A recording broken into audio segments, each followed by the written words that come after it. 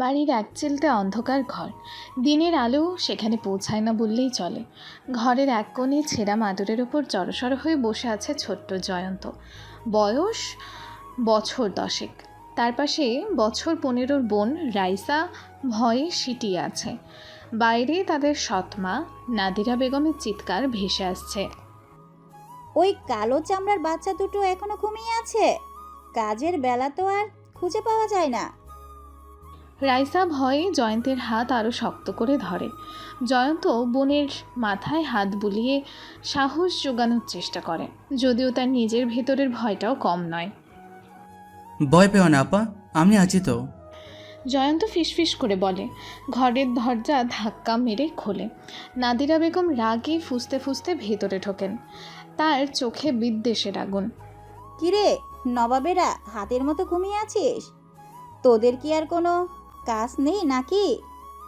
নাদিরা বেগমের কণ্ঠ তীক্ষ্ণ শোনায়। ছোট্ট জয়ন্ত ভয়ে উঠে দাঁড়ায়। আমরা উঠছিলাম তো মা। মা? তোর মতো কালো ভূত আমার ছেলে হতে পারে না। আর তুই? নাদিরা বেগম রাইসার দিকে তাকিয়ে ঘৃণায় মুখ বিকৃত করে। তুইও তো কম যাস না, সারাদিন ভাইয়ের আঁচল ধরে বসে থাকিস।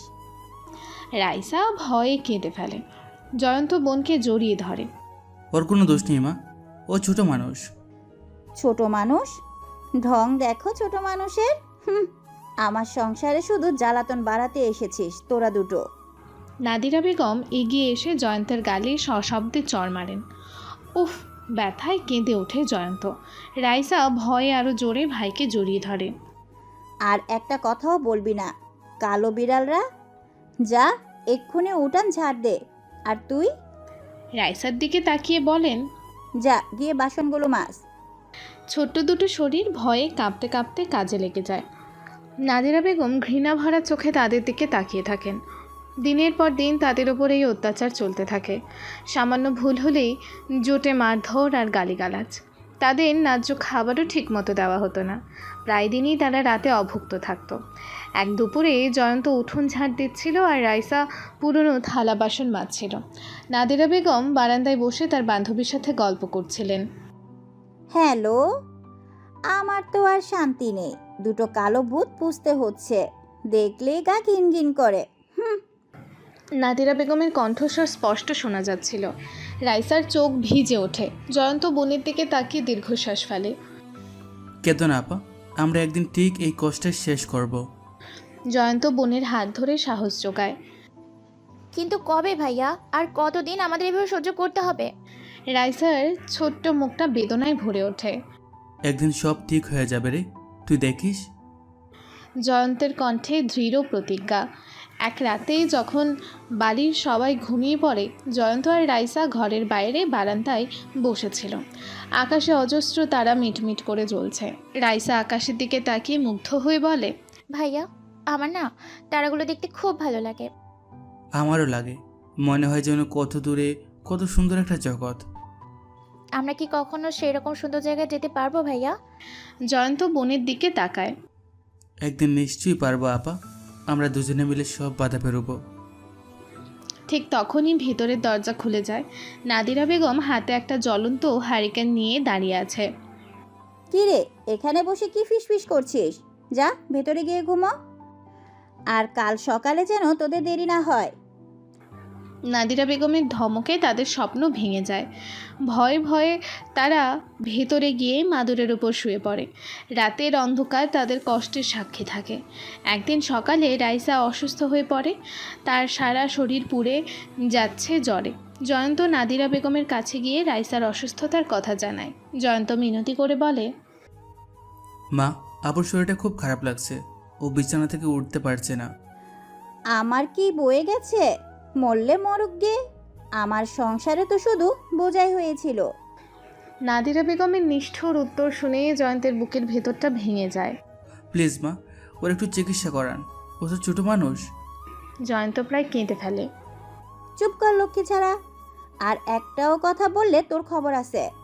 নাদিরা বেগম জয়ন্তকে ধাক্কা মেরে সরিয়ে দেন। জয়ন্ত নিজের ছেঁড়া জামার অংশ ছিঁড়ে রাইসার কপালে জলপট্টি দেয়। বোনের পাশে বসে সে রাত জেগে তার সেবা করে। তাদের কষ্টের দিনে তারা দুজনই ছিল দুজনের একমাত্র ভরসা। বছর ঘুরে যায়, জয়ন্ত আর রাইসা ধীরে ধীরে বড় হতে থাকে। তাদের ওপর অত্যাচারের মাত্রা হয়তো কিছুটা কমে, কিন্তু তুচ্ছ তাচ্ছিল্য আর অবহেলা লেগেই থাকে। তাদের গায়ের রং নিয়ে নাদিরা বেগম সব সময় কটু কথা বলেন। দেখ তো কালো দুটো কেমন ফ্যাফে করে ঘুরছে, দেখলে মনে হয় আলকাতরা দুটো ঢেলা। নাদিরা বেগম সুযোগ পেলেই তাদের অপমান করেন। জয়ন্ত নীরবে সব সহ্য করে, কিন্তু তার ভেতরের ঘৃণা ক্রমশ বাড়তে থাকে। সে মনে মনে প্রতিজ্ঞা করে একদিন সে এই সব অপমানের যোগ্য জবাব দেবে। রাইসা বড় হওয়ার সাথে সাথে আরও বেশি শান্ত এবং সহ্যশীল হয়ে ওঠে। সে ভাইয়ের কষ্ট বোঝে এবং সবসময় তাকে সাহস যোগায়। এক দুপুরে জয়ন্ত পুরনো একটি ম্যাগাজিনে একটি ওয়ার্কশপের বিজ্ঞাপন দেখতে পায়। সেখানে একজন দক্ষ মেকানিকের প্রয়োজন। জয়ন্ত ভাবে এটাই হয়তো তাদের জীবনের মোড় ঘোরাতে পারে। সে নাদিরা বেগমের কাছে গিয়ে ওয়ার্কশপে কাজ করার অনুমতি চায়। জয়ন্ত বিনীতভাবে বলে, আমি যদি একটা কাজ পাই তাহলে হয়তো আমাদের আর আপনার উপর বোঝা হয়ে থাকতে হবে না। নাদিরা বেগম কিছুক্ষণ চিন্তা করেন। যা ভাগ এখান থেকে, যত দূরে পারিস গিয়ে মর, আমার চোখের সামনে থেকে গেলেই আমি বাঁচি। জয়ন্তের মনে সামান্য আশার সঞ্চার হয়। অন্তত নাদিরা বেগম তাকে বাধা দেননি। পরের দিন জয়ন্ত সেই ওয়ার্কশপের মালিকের সাথে দেখা করে, কিন্তু সেখানে কাজ পায় না নতুন বলে। এভাবেই চলতে থাকে তাদের দুঃখ, কষ্ট, তুচ্ছ তাচ্ছিল্য, অবহেলা ভরা জীবন। জয়ন্ত কি পারবে এসব কিছুর প্রতিশোধ নিতে? জানতে হলে আমাদের আজকের গল্পটি ধৈর্য সহকারে না ট্রেনে শেষ অবধি মন দিয়ে শুনুন। 10 বছর পর ভোরের আলো জানালার পর্দা ভেদ করে ঘরে এসে পড়েছে। জয়ন্ত এখন 20 বছরের যুবক। মেঝেতে পাতা বিছানায় চুপচাপ শুয়ে আছে। তার পাশে ঘুমোচ্ছে তার বড় বোন রাইসা, আর তার বয়স এখন 25। ঘরের বাতাস ভারী, যেন এক নীরব কষ্টের প্রতিচ্ছবি। হঠাৎ বাইরের ঘরে কিছু বাসনপত্রের ঠুনঠুন শব্দ আর চাপা কণ্ঠের ঝগড়া শোনা যায়। রাইসার ঘুম ভেঙে যায়। সে উঠে দরজার দিকে তাকায়। তার চোখে উদ্বেগের ছাপ। ভাইয়া উঠ, আমার মনে হচ্ছে কিছু হচ্ছে। জয়ন্ত অনিচ্ছা সত্ত্বেও উঠে বসে। তাদের জীবনে শান্তি যেন এক অলীক স্বপ্ন। তাদের মা আমেনা বেগম মারা যাওয়ার পরই সব এলোমেলো হয়ে যায়। বাবা রহিম সাহেব দ্বিতীয় বিয়ে করে আনেন নাদিরা বেগমকে। সেই শুরু। জয়ন্ত ক্লান্ত স্বরে বলে, কিসের এত আওয়াজ? যাও তো দেখো একবার। রাইসা সাবধানে দরজা খোলে। বাইরে ঘরে নাদিরা বেগম তার স্বরে চেঁচাচেঁচি করছেন। কি আক্কেল তোদের, এত বেলা পর্যন্ত ঘুমিয়ে আছো? খেটে খাও নাকি শুধু বসে বসে আমার ঘাড় ভাঙবে? রহিম সাহেব মিনতি করছেন। আস্তে করো নাদিরা, ওরা তো। চুপ করো তুমি। তোমার ওই অকর্মা ছেলে আর মেয়েকে মাথায় তুলে রেখেছো, একটা কাজও তো ঢং করে করতে পারে না। নাদিরা বেগমের দৃষ্টি পড়ে রাইসার উপর। কি দেখছো দাঁড়িয়ে দাঁড়িয়ে? যাও রান্নাঘরে গিয়ে আমার জন্য চা বানাও। আর ওই কালো ছেলেটা কোথায়? তাকে বলো যেন আজ বাজার করে আনে। রাইসা মাথা নিচু করে রান্নাঘরের দিকে যায়। জয়ন্ত ঘর থেকে বেরিয়ে আসে। কি হয়েছে মা? নাদিরা বেগম রাগে তার দিকে তাকায়। মা ডাকবে না আমাকে, আমি তোর কি হই? আর তুই তো একটা অকর্মা, শুধু বসে বসে খাচ্ছিস। যা আজ বাজারটা করে আনবি, আর হ্যাঁ ভালো দেখে আনবি যেন আমার পছন্দ হয়। জয়ন্ত কোনো উত্তর দেয় না। তার বুকের ভেতর জমাট বাঁধা কষ্টগুলো যেন পাথরের মতন ভারী হয়ে ওঠে। তার মনে পড়ে তাদের মার কথা। আমেনা বেগম বেঁচে থাকতে এই বাড়িতে এতটুকু অশান্তি ছিল না। বাড়ির পেছনের উঠোনে জয়ন্ত একা দাঁড়িয়ে আকাশের দিকে তাকিয়ে দীর্ঘশ্বাস ফেলে। তার মনে জমে থাকা অপমান আর কষ্টগুলো যেন শ্বাস নিতে বাধা দেয়।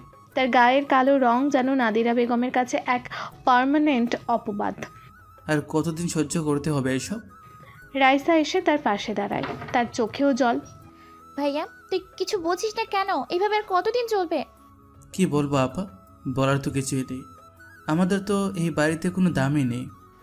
আমরা কি এখান থেকে কোথাও চলে যেতে পারি না? জয়ন্ত রাইসার দিকে তাকায়। তার চোখে এক নতুন সংকল্পের ছায়া।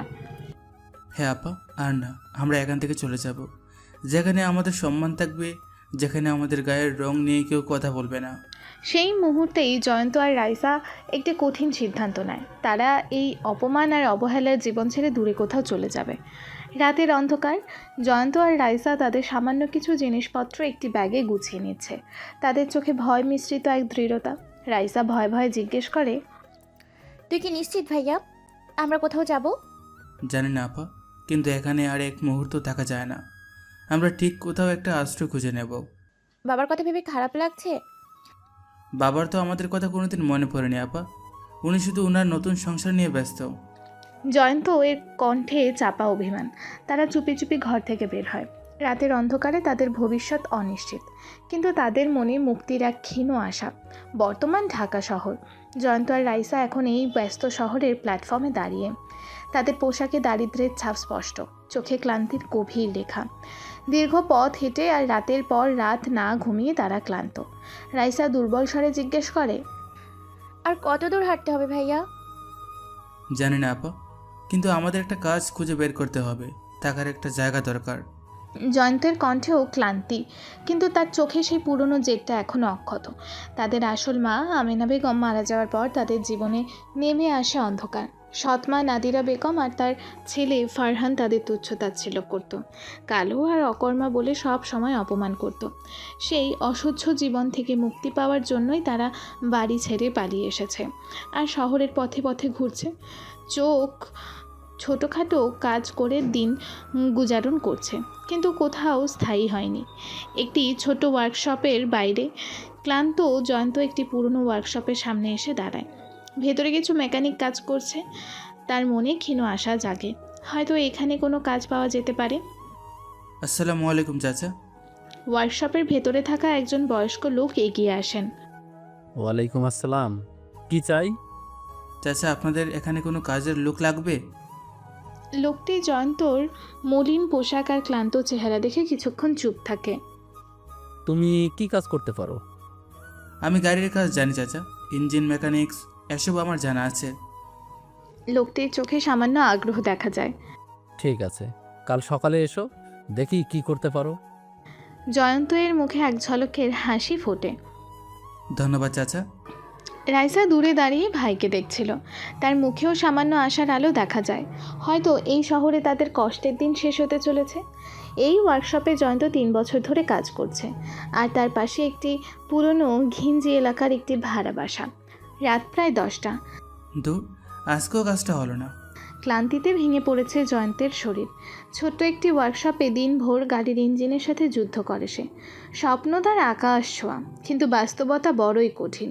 আজকেও একটি ভালো কাজের আশায় গিয়েছিল, কিন্তু সেই চেনা অবহেলা, দেখতে ভালো না, স্মার্ট নয়, গায়ের রং কালো, এগুলো যেন তার পিছুই ছাড়ছে না। আর কতদিন এভাবে চলবে আল্লাহ? কবে আমার দিকে মুখ তুলে তাকাবেন? জয়ন্তের মনে তার ছোটবেলার স্মৃতিগুলো আজও দগদগে। জয়ন্ত যখন ছোট ছিল, তার বাবা রহিম সাহেব দ্বিতীয় বিয়ে করেন নাদিরা বেগমকে। সেই থেকে শুরু হয় জয়ন্তের অবহেলা। নাদিরা বেগমের নিজের ছেলে ফারহান ছিল ফর্সা আর সুদর্শন, তাই জয়ন্ত সব সময় পড়ে থাকতো এক কোণে, যেন সেই পরিবারের কেউ নয়। সেই একই ভাড়া বাসার ছোট্ট একটি ঘর। জয়ন্তের সাথে থাকে তার বড় বোন রাইসা। রাইসা একটি স্থানীয় কলেজে পড়াশোনা করে আর ছোটোখাটো কাজ করে ভাইকে সাহায্য করে। আজ রাতে জয়ন্ত যখন ঘরে ফেরে, রাইসা তখনও জেগে তার জন্য অপেক্ষা করছে। ভাইয়া এত দেরি হলো কেন? হে রে বোন, আজকেও সেই কাজটা হলো না। মন খারাপ করিস না ভাইয়া, আল্লাহ নিশ্চয়ই আমাদের জন্য ভালো কিছু রেখেছেন। রাখবেন হয়তো, কিন্তু আর কতদিন অপেক্ষা করতে হবে আপা? দেখিস, একদিন তুই অনেক বড় হবি। যারা আজ তোকে অবহেলা করে, তারা সেদিন অবাক হয়ে তাকিয়ে থাকবে। তোমার কথাগুলোই আমার ভরসা আপা। রাইসার মুখের দিকে তাকিয়ে জয়ন্ত কিছুটা হলেও সান্ত্বনা পায়। এই পৃথিবীতে রাইসাই তার একমাত্র আপনজন, যে সব সময় তার পাশে থেকেছে। ছোটবেলা থেকেই জয়ন্ত অনুভব করেছে এই পৃথিবীতে তার গায়ের রং যেন এক অভিশাপ। সৎমা নাদিরা বেগম আর তার ছেলে ফারহান সব সময় তাকে দূরে সরিয়ে রেখেছে। বাবার নীরবতা সেই কষ্ট আরও বাড়িয়ে দিত। শুধু বড় বোন রাইসা ছিল তার একমাত্র আশ্রয়। এদিকে একটি অভিজাত এলাকা, একটি আধুনিক কফি শপ। অন্যদিকে এই শহরের অন্য প্রান্তে ঝলমলে জীবন সুমার। ধনী আর প্রভাবশালী পরিবারের একমাত্র মেয়ে সুমা।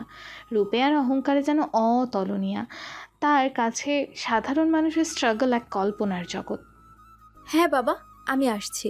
আর তোমরা এত চিন্তা করো না তো, আবির তো আমার সাথেই আছে। সুমার পাশে বসে আছে তার বন্ধু আবির। একটি ধনী পরিবারের ছেলে এবং সুমার যোগ্য সঙ্গী। তাদের জীবন পার্টি, ফ্যাশন আর দামি গাড়িতেই মোড়া। কি বলছিল আঙ্কেল? আর বলো না, সেই পুরনো কথা। সাবধানে থেকো, রাতে বেশি ঘোরাঘুরি করো না, যেন আমি ছোট বাচ্চা। তুমি তো তাই আমাদের ফ্যাশন কুইন।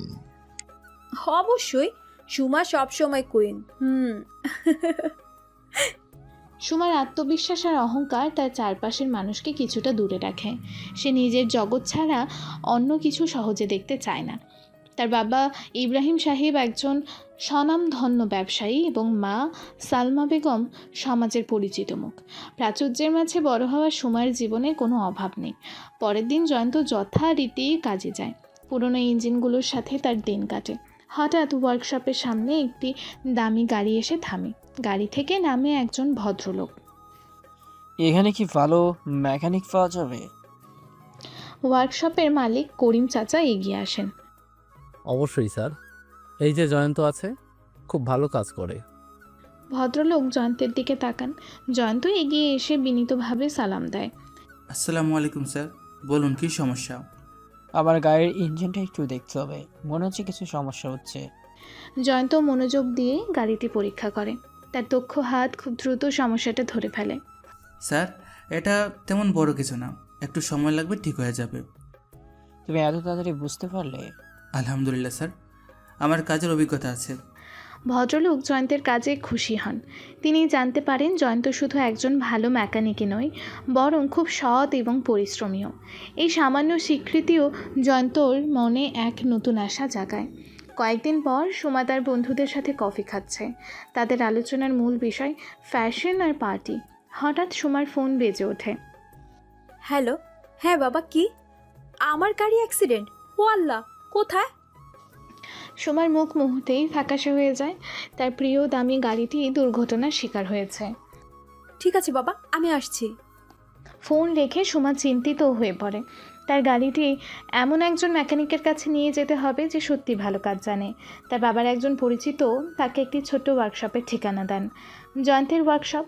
সুমা প্রথমে রাজি না হলেও অন্য কোনো ভালো মেকানিক খুঁজে না পেয়ে শেষ পর্যন্ত সেই ঠিকানায় যেতে বাধ্য হয়। সুমা তার ক্ষতিগ্রস্ত গাড়ি নিয়ে জয়ন্তের ওয়ার্কশপে আসে। প্রথম দেখায় ওয়ার্কশপের সাধারণ পরিবেশ আর জয়ন্তর কালো গায়ের রং দেখে তার ভ্রু কুঁচকে যায়। এটা কি কোনো কাজের জায়গা? আমার এত দামি গাড়ি এখানে ঠিক হবে? আসসালামু আলাইকুম ম্যাডাম, আপনার গাড়িতে কি সমস্যা হয়েছে? জয়ন্ত সুমার অহংকারী চাহনি উপেক্ষা করে তার কাজের প্রতি মনোযোগ দেয়। সুমার দামি গাড়ির ক্ষতি দেখে সে বুঝতে পারে কাজটা সহজ হবে না। কিন্তু জয়ন্ত হাল ছাড়ার পাত্র নয়। তার মনে একটাই জেদ, নিজের কাজের মাধ্যমে একদিন সে সব অবহেলার জবাব দেবে। সুমার দামি গাড়ি যেন তার সেই জেদের প্রথম পরীক্ষা। গাড়িটির সামনের অংশ দুমড়ে মুচড়ে গেছে। জয়ন্ত মনোযোগ দিয়ে গাড়ির ক্ষতি পর্যবেক্ষণ করছে। তার পাশে দাঁড়িয়ে সুমা বিরক্ত আর উদ্বেগে তার মুখে কঠিন হয়ে আছে। কতক্ষণ লাগবে এটা ঠিক হতে? সুমার কণ্ঠে অধৈর্য স্পষ্ট। দামি গাড়িটির এই অবস্থা তার অহংকারেও যেন আঘাত করেছে। ম্যাডাম, গাড়ির ক্ষতি যা দেখছি তাতে বেশ সময় লাগবে, অন্তত 2-3 দিন তো ধরতেই পারেন। কি বলছেন? 2-3 দিন? আমার কি আর কোনো কাজ নেই নাকি? আপনারা কি একটু তাড়াতাড়ি করতে পারবেন না? সুমার তারা দেখে জয়ন্ত কিছুটা চিন্তিত হয়। এত তাড়াতাড়ি কাজ করলে হয়তো গাড়ির ফিনিশিং ভালো হবে না। দেখুন ম্যাডাম, তাড়াহুড়ো করে কাজ করলে গাড়ির মান খারাপ হতে পারে। আমি চাই কাজটা যেন নিখুঁত হয়। আমার নিখুঁত কাজ দেখার সময় নেই। আপনারা যেমন পারেন তেমন করে দিন, কিন্তু কালকের মধ্যে আমার গাড়ি চাই। সুমার একরোখা মনোভাব দেখে জয়ন্ত বুঝতে পারে এই খদ্দেরের সাথে কাজ করা সহজ হবে না। তবু সে শান্তভাবে বলে, ঠিক আছে ম্যাডাম, আমরা চেষ্টা করব, তবে কোনো সমস্যা হলে পরে আমাকে দোষ দিতে পারবেন না। সুমা আর কোনো কথা না বলে বিরক্তি নিয়ে ওয়ার্কশপের বাইরে অপেক্ষা করতে থাকে। জয়ন্ত তার সহকর্মীদের সাথে কাজে লেগে যায়। তাদের ছোট্ট ওয়ার্কশপে এত দামি গাড়ির কাজ এই প্রথম। পরের দিন সকাল, সুমা তার বিলাসবহুল অ্যাপার্টমেন্টের ব্যালকনিতে দাঁড়িয়ে কফি খাচ্ছে। রাতের দুর্ঘটনার কথা ভেবে তার মেজাজ খারাপ। তার অহংকারী মন কিছুতেই মেনে নিতে পারছে না যে তার এত দামি গাড়ি একটা সাধারণ ওয়ার্কশপে পড়ে আছে। উফ, এই যা তা অবস্থা। এই গিয়েও মেকানিকগুলো ঠিকঠাক কাজ করতে পারবে তো? সুমার মনে সন্দেহ আর বিরক্তি দুটোই কাজ করছে। তার বান্ধবী তানিশা ফোন করে। কি রে সোমা, তোর গাড়ির কি খবর? আর বলিস না, একটা থার্ড ক্লাস ওয়ার্কশপে দিয়ে এসেছি, কালকের মধ্যে নাকি ডেলিভারি দিবে। তুই পাগল নাকি? এত দামি গাড়ি তুই যেখানে সেখানে দিস, ভালো কোনো সার্ভিসিং সেন্টারে দিলেই তো পারতি। আর বলিস না, বাবার এক চেনা লোক এই ওয়ার্কশপের ঠিকানা দিল, বলেছে নাকি মালিক খুব ভালো মেকানিক। তোর বাবাও না। যাই হোক, কালকে আমাকে ফোন দিস গাড়ি পেলে। আচ্ছা। ফোন রেখে সুমা অস্থির পায়চারি করতে থাকে। তার মনে একটাই চিন্তা, গাড়িটা যেন ঠিকঠাক হয়। এদিকে জয়ন্তের ওয়ার্কশপে জয়ন্ত আর তার সহকর্মীরা সারা রাত জেগে সুমার গাড়ির কাজ করেছে। সকালের মধ্যে তারা গাড়িটিকে প্রায় আগের অবস্থায় ফিরিয়ে এনেছে। জয়ন্ত নিজে প্রতিটি খুঁটিনাটি পরীক্ষা করেছে। আলিফ, এই জায়গাটা আরেকবার ভালো করে পলিশ করে তো। জি ভাইজান। জয়ন্ত চায় কোনো খুঁত না থাকুক, তার কাজের প্রতি একাগ্রতা আর নিষ্ঠা সবসময়ই এমন। কিছুক্ষণ পর সুমা ওয়ার্কশপে এসে হাজির হয়। তার চোখে মুখে তখনও বিরক্তি। আমার গাড়ি ঠিক হয়েছে? জয়ন্ত এগিয়ে এসে শান্তভাবে বলে, জি ম্যাডাম, প্রায় শেষ। আপনি একটু বসুন, আমরা ফাইনাল চেকিং করছি। সুমা বিরক্তি নিয়ে একটি চেয়ারে বসে অপেক্ষা করতে থাকে। তার চোখে মুখে অবিশ্বাস। কিছুক্ষণ পর জয়ন্ত সুমাকে গাড়ির কাছে নিয়ে যায়। গাড়িটিকে দেখে সুমা নিজের চোখকে বিশ্বাস করতে পারে না। যেখানে দুমড়ে মুচড়ে গিয়েছিল সেখানে কোনো দাগ পর্যন্ত নেই। রং আর পালিশ একেবারে নতুন গাড়ির মতন। এটা কি আমার গাড়ি? জি ম্যাডাম, কোনো সমস্যা নেই, আপনি চালিয়ে দেখতে পারেন। সুমা অবাক হয়ে গাড়ির চারপাশে ঘোরে। তার মুখের অহং কিছুটা হলেও কমেছে। সে গাড়িতে বসে স্টার্ট দেয় এবং কিছুক্ষণ চালায়। গাড়ি একদম ঠিক চলছে। আপনারা তো সত্যিই ভালো কাজ করেছেন। এই প্রথম সুমার মুখে প্রশংসা শুনতে পেল জয়ন্ত। ধন্যবাদ ম্যাডাম, আমরা সবসময় ভালো কাজ করার চেষ্টা করি। কত বিল হয়েছে? জয়ন্ত বিলের কাগজ এগিয়ে দেয়। বিলের অঙ্ক দেখে সুমা সামান্য অবাক হয়। এত ভালো কাজের জন্য দাম তুলনামূলকভাবে কম। বিল পরিশোধ করে সুমা যখন চলে যাচ্ছিল তখন একবার জয়ন্তর দিকে তাকায়। সেই দৃষ্টিতে বিস্ময় ছিল। রাতে জয়ন্ত আর রাইসা একসাথে খাচ্ছে। আজকের ঘটনা নিয়ে তারা আলোচনা করছে। আপা, আজ একটা অদ্ভুত কাস্টমার এসেছিল। কে রে? একদম ধনী ঘরের মেয়ে, খুব অহংকারী। নিজের গাড়িটা অ্যাক্সিডেন্ট করে এনেছিল আমার ওয়ার্কশপে। তুই ঠিক করেছিস তো? হ্যাঁ আপা, সারা রাত জেগে কাজ করেছি। মেয়েটা তো অবাক হয়ে গেছে কাজ দেখে। ভালো করেছিস ভাইয়া, নিজের কাজের মধ্যেই তো একদিন তুই বড় হবি। কিন্তু আপা, এই ধরনের অহংকারী মানুষগুলোকে আমার একদম ভালো লাগে না। ছেড়ে দে ওইসব কথা, তুই নিজের কাজ মন দিয়ে কর, দেখবি একদিন তোর কাছে কত বড় বড় মানুষ আসবে। রাইসা সবসময় জয়ন্তকে সাহস দেয়। তাদের দুজনের মধ্যে গভীর ভালোবাসা আর বোঝাপড়া। এদিকে সুমা ব্যালকনিতে দাঁড়িয়ে রাতের আকাশ দেখছে। আজ জয়ন্তের ওয়ার্কশপের ঘটনাটা তার মনে ঘুরপাক খাচ্ছে। সাধারণ দেখতে একটা ছেলে, কিন্তু তার কাজের দক্ষতা অসাধারণ। সুমার অহংকারী মন সহজে কারো প্রশংসা করতে চায় না, কিন্তু আজ সে বাধ্য হয়েছে। ছেলেটা কাজ সত্যি খুব ভালো করে। সুমা ভাবে, কেন তার মনে ছেলেটির জন্য সামান্য হলেও অন্যরকম অনুভূতি হচ্ছে। হয়তো এটা শুধু বিস্ময়, অথবা অন্য কিছুও হতে পারে। কয়েক সপ্তাহ কেটে গেছে। সুমা আর সেই ওয়ার্কশপে আসেনি। জয়ন্ত তার নিজের কাজে ব্যস্ত। একদিন তার মোবাইলে একটি অপ্রত্যাশিত ফোন আসে। হ্যালো জয়ন্ত, জি, কে বলছেন? আমি ইব্রাহিম সাহেব বলছি। আমার মেয়ে সুমার গাড়ির কাজটা তুমি করেছিলে। ও জি আঙ্কেল, কেমন আছেন? আমি ভালো আছি। আসলে তোমার কাজের খুব প্রশংসা শুনলাম। আমার নিজের একটা গাড়ির সমস্যা আছে, তুমি কি একটু দেখতে পারবে? জয়ন্ত কিছুটা অবাক হয়। সুমার বাবা নিজে তার কাছে গাড়ির কাজ নিয়ে আসছেন। অবশ্যই আঙ্কেল, কবে আপনার সুবিধা হবে? তুমি বরং কাল সকালে আমার অফিসে এসো, গাড়িটা ওখানেই আছে। ঠিক আছে আঙ্কেল, আমি কাল সকালে আসব। ফোন রেখে জয়ন্ত ভাবে, তার কাজের স্বীকৃতি ধীরে ধীরে হলেও বাড়ছে। হয়তো এটাই তার সাফল্যের পথে প্রথম পদক্ষেপ। পরের দিন সকালে ইব্রাহিম সাহেবের বিলাসবহুল অফিস। জয়ন্ত ইব্রাহিম সাহেবের অফিসে যায়। বিশাল অফিস আর সাজসজ্জা দেখে সে কিছুটা হকচকিতও হয়ে যায়। ইব্রাহিম সাহেব আন্তরিকভাবে জয়ন্তকে অভ্যর্থনা জানান। এসো বাবা জয়ন্ত, তোমার কথাই শুনছিলাম। আমার মেয়ে তো খুব প্রশংসা করছিল তোমার কাজের। ধন্যবাদ আঙ্কেল। ইব্রাহিম সাহেব জয়ন্তকে তার গাড়ির কাছে নিয়ে যান। জয়ন্ত মনোযোগ দিয়ে গাড়িটি দেখে এবং সমস্যা চিহ্নিত করে। ইব্রাহিম সাহেব তার দক্ষতা দেখে মুগ্ধ হন। তুমি তো দেখছি সত্যি খুব ভালো কাজ জানো। আমার একটা প্রস্তাব আছে তোমার জন্য। জি আঙ্কেল বলুন। আমার একটা নতুন অটোমোবাইল সার্ভিসিং সেন্টার খোলার পরিকল্পনা আছে। তুমি কি সেটা ম্যানেজ করতে পারবে? জয়ন্তরীর চোখে বিস্ময় ভরে ওঠে। এটা তার কল্পনারও বাইরে ছিল। আপনি কি বলছেন আঙ্কেল? হ্যাঁ বাবা, আমি চাই তুমি আমার এই নতুন ব্যবসার দায়িত্ব নাও। তোমার সততার কাজের প্রতি আমার নিষ্ঠা আমাকে মুগ্ধ করেছে। জয়ন্ত কিছুক্ষণ চুপ করে থাকে। তার মনে একদিকে ওই যেমন উত্তেজনা, তেমনই অজানা ভবিষ্যতের চিন্তা। আঙ্কেল, আপনি আমার উপর এত ভরসা করছেন? আমি মানুষের চোখ দেখেই বুঝতে পারি তুমি পারবে, আর আমি তোমাকে সব রকম সাহায্য করব। জয়ন্তরীর জীবনে এক নতুন দিগন্ত উন্মোচিত হতে চলেছে। যে গায়ের রঙের জন্য সে এতদিন অবহেলিত হয়েছে, আজ সেই পরিচয়ে একজন প্রভাবশালী ব্যক্তি তার উপর ভরসা করছেন। এদিকে সুমার অ্যাপার্টমেন্টে সুমা তার বাবার কাছে জয়ন্তের কথা জানতে পারে। প্রথমে সে বিশ্বাস করতে চায় না যে তার বাবাই সেই সাধারণ মেকানিকের সাথে ব্যবসা করার কথা ভাবছেন। বাবা, তুমি কি পাগল হয়েছো? এই সামান্য মেকানিকের সাথে তুমি পার্টনারশিপ করবে? কি হয়েছে তোমার? ছেলেটা তো ভালো কাজ করে, আর আমার মনে হয় ও খুব সৎ আর পরিশ্রমী। কিন্তু বাবা, ওর ব্যাকগ্রাউন্ড কি? আমাদের সোসাইটিতে ওকে মানাবে? দেখো সুমা, মানুষের আসল পরিচয় তার কাজের, আর জয়ন্তের কাছে আমি কোনো খুঁত দেখিনি।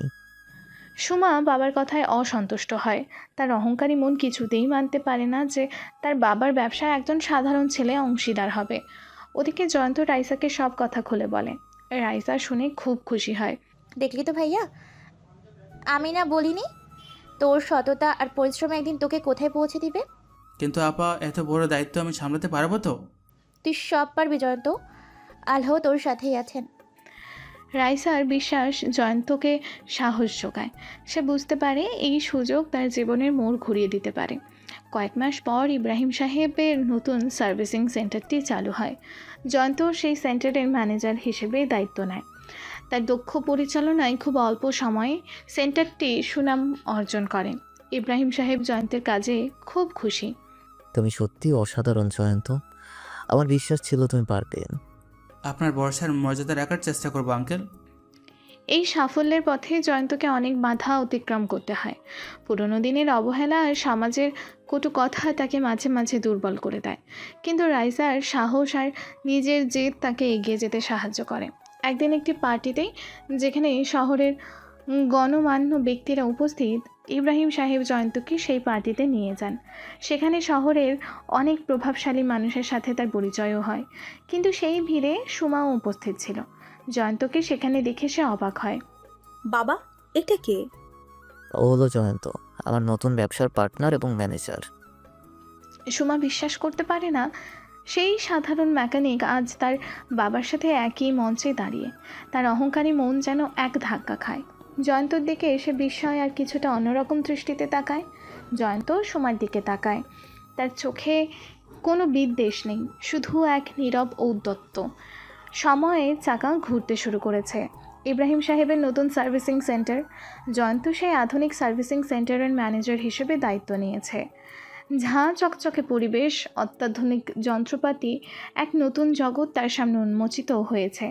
তার সততা, কর্মনিষ্ঠা আর তীক্ষ্ণ বুদ্ধি খুব অল্প সময়েই সেন্টারটিকে গ্রাহকদের কাছে জনপ্রিয় করে তুলেছে।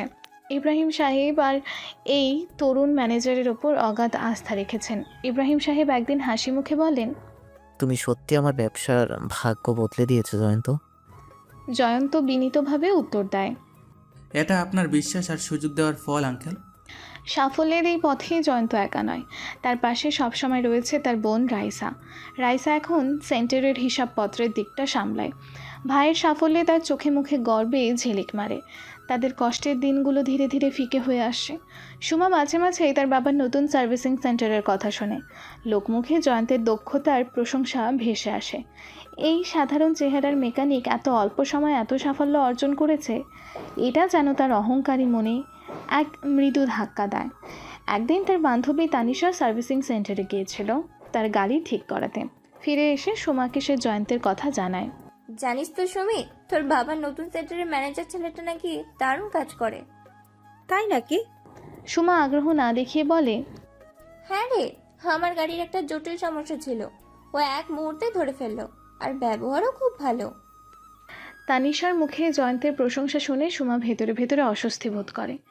সেই ওয়ার্কশপে সাধারণ ছেলেটা আজ এত গুরুত্বপূর্ণ হয়ে উঠেছে, এটা যেন তার অহংকারে আঘাত করে। ইব্রাহিম সাহেবের অফিসে ইব্রাহিম সাহেব জয়ন্তের সাথে ব্যবসার ভবিষ্যৎ নিয়ে আলোচনা করছেন। তাদের বোঝাপড়া খুব ভালো। জয়ন্ত শুধু একজন কর্মচারী নয়, বরং ইব্রাহিম সাহেব তাকে নিজের ছেলের মতোই দেখেন। আমার ইচ্ছে আছে এই ব্যবসাকে আরো বড় করার, জয়ন্ত। তুমি কি ভাবছো? আমার মনে হয় আমাদের আরও কয়েকটি শাখা খোলা উচিত। শহরের বিভিন্ন প্রান্তে ভালো সার্ভিসিং সেন্টারের চাহিদা আছে। তোমার আইডিয়া আমার খুব পছন্দ হয়েছে। তুমি বরং এই নতুন শাখাগুলোর দায়িত্ব নাও। জয়ন্তের ওপর ইব্রাহিম সাহেবের এই অগাধ বিশ্বাস তার আত্মবিশ্বাস আরও বাড়িয়ে তোলে। যে ছেলেটা একদিন সামান্য কাজের আশায় ঘুরেছিল, আজ সে একটি বড় ব্যবসার ভবিষ্যৎ নির্ধারণ করছে। ইব্রাহিম সাহেবের একটি নতুন সার্ভিসিং সেন্টারের উদ্বোধন হচ্ছে। শহরের গণ্যমান্য ব্যক্তিরা সেই অনুষ্ঠানে উপস্থিত। জয়ন্ত সেখানে ম্যানেজার হিসেবে সবার সাথে পরিচিত হচ্ছে। তার মার্জিত ব্যবহার আর আত্মবিশ্বাস সহজেই সকলের দৃষ্টি আকর্ষণ করছে। হঠাৎ সেই ভিড়ে সুমা এসে উপস্থিত হয়। বাবার অনুরোধ সে ফেলতে পারেনি। জয়ন্তকে এত আত্মবিশ্বাসের সাথে সকলের সাথে কথা বলতে দেখে সে অবাক হয়। সেই ওয়ার্কশপে সাধারণ ছেলেটার মধ্যে এত পরিবর্তন, তাদের চোখাচোখি হয়। জয়ন্ত বিনীতভাবে সুমাকে সালাম দেয়। সুমা সামান্য অপ্রস্তুত হয়ে উত্তর দেয়। সুমা বিস্ময় লুকাতে পারে না। তুমি এখানে? জি ম্যাডাম, আমি এখন এই সেন্টারের ম্যানেজার। জয়ন্ত শান্তভাবে উত্তর দেয়। সুমা হতবাক হয়ে যায়। তার মনে পুরনো দিনের সে অহংকার কিছুটা হলেও স্মিত ও হয়। এই ছেলেটা সত্যি অনেক দূর এগিয়ে গেছে। জয়ন্তের অফিসে সার্ভিসিং সেন্টারের ভেতরে উদ্বোধনী অনুষ্ঠানের পর ইব্রাহিম সাহেব জয়ন্তকে তার অফিসে ডাকেন। তুমি খুব ভালোভাবে সব সামলাচ্ছ, জয়ন্ত। আমি খুব খুশি হয়েছি। আপনার আশীর্বাদ আঙ্কেল। শোনো, আবার মনে হয় এবার তোমার ব্যবসার কিছু অংশীদার হওয়া উচিত। জয়ন্ত আবারও অবাক হয়। ইব্রাহিম সাহেব তাকে ব্যবসার অংশীদার করার প্রস্তাব দিচ্ছেন। আঙ্কেল, আপনি কি বলছেন? হ্যাঁ বাবা, তোমার মেধার পরিশ্রম এই ব্যবসার মূল ভিত্তি। আমার ইচ্ছে তুমিও এর একজন অংশীদার হও। জয়ন্তের চোখে জল এসে যায়। সে মানুষগুলো একসময় তাকে তুচ্ছ জ্ঞান করত, আজ একজন প্রভাবশালী ব্যক্তি তার উপর এত ভরসা দেখাচ্ছেন। আমি কি বলবো? আপনার এই ঋণ আমি কোনোদিনও শোধ করতে পারবো না আঙ্কেল। আরে বোকা ছেলে, এটা তোমার প্রাপ্য। তুমি নিজের যোগ্যতা এটা অর্জন করেছো। সেদিন জয়ন্ত জীবনের মোড় পুরোপুরি ঘুরে যায়। একসময়ের অবহেলিত কালো চামড়ার ছেলেটা আজ একটি সফল ব্যবসায়ীর অংশীদার। তার কঠোর পরিশ্রম আর সততা অবশেষে তার স্বপ্ন পূরণ করতে শুরু করেছে। তবে এই সাফল্যের পথে সুমার উপস্থিতি কি কোনো নতুন সমীকরণ তৈরি করবে? ইব্রাহিম সাহেবের সার্ভিসিং সেন্টারের একটি মিটিং রুম। ব্যবসার একটি নতুন প্রচারণা পরিকল্পনা নিয়ে মিটিং চলছে। ইব্রাহিম সাহেব, জয়ন্ত এবং সুমা সকলেই উপস্থিত। সুমা প্রথমে কিছুটা উন্নাসিক ভাব দেখালেও জয়ন্ত যখন তার স্পষ্ট ধারণা এবং যুক্তিনিষ্ঠ প্রস্তাবনা দেয়, তখন সে মনোযোগ দিয়ে শুনতে বাধ্য হয়। আমার মনে হয় আমরা যদি সোশ্যাল মিডিয়াতে একটা বড়সড় প্রচার চালাই, তাহলে অনেক নতুন গ্রাহকের কাছে পৌঁছতে পারবো। জয়ন্ত আত্মবিশ্বাসের সাথে বলে, সোশ্যাল মিডিয়া ওসব তো সাধারণ মানুষের জন্য। আমাদের টার্গেট কাস্টমার আরও এক্সক্লুসিভ। আমার মনে হয় ম্যাডাম, এখন আর এক্সক্লুসিভ বলে কিছু নেই। সবাই ইন্টারনেটের সাথে যুক্ত। বরং আমরা যদি একটা স্মার্ট ডিজিটাল ক্যাম্পেইন করতে পারি, তাহলে আমাদের ব্র্যান্ড ভ্যালু আরও বাড়বে।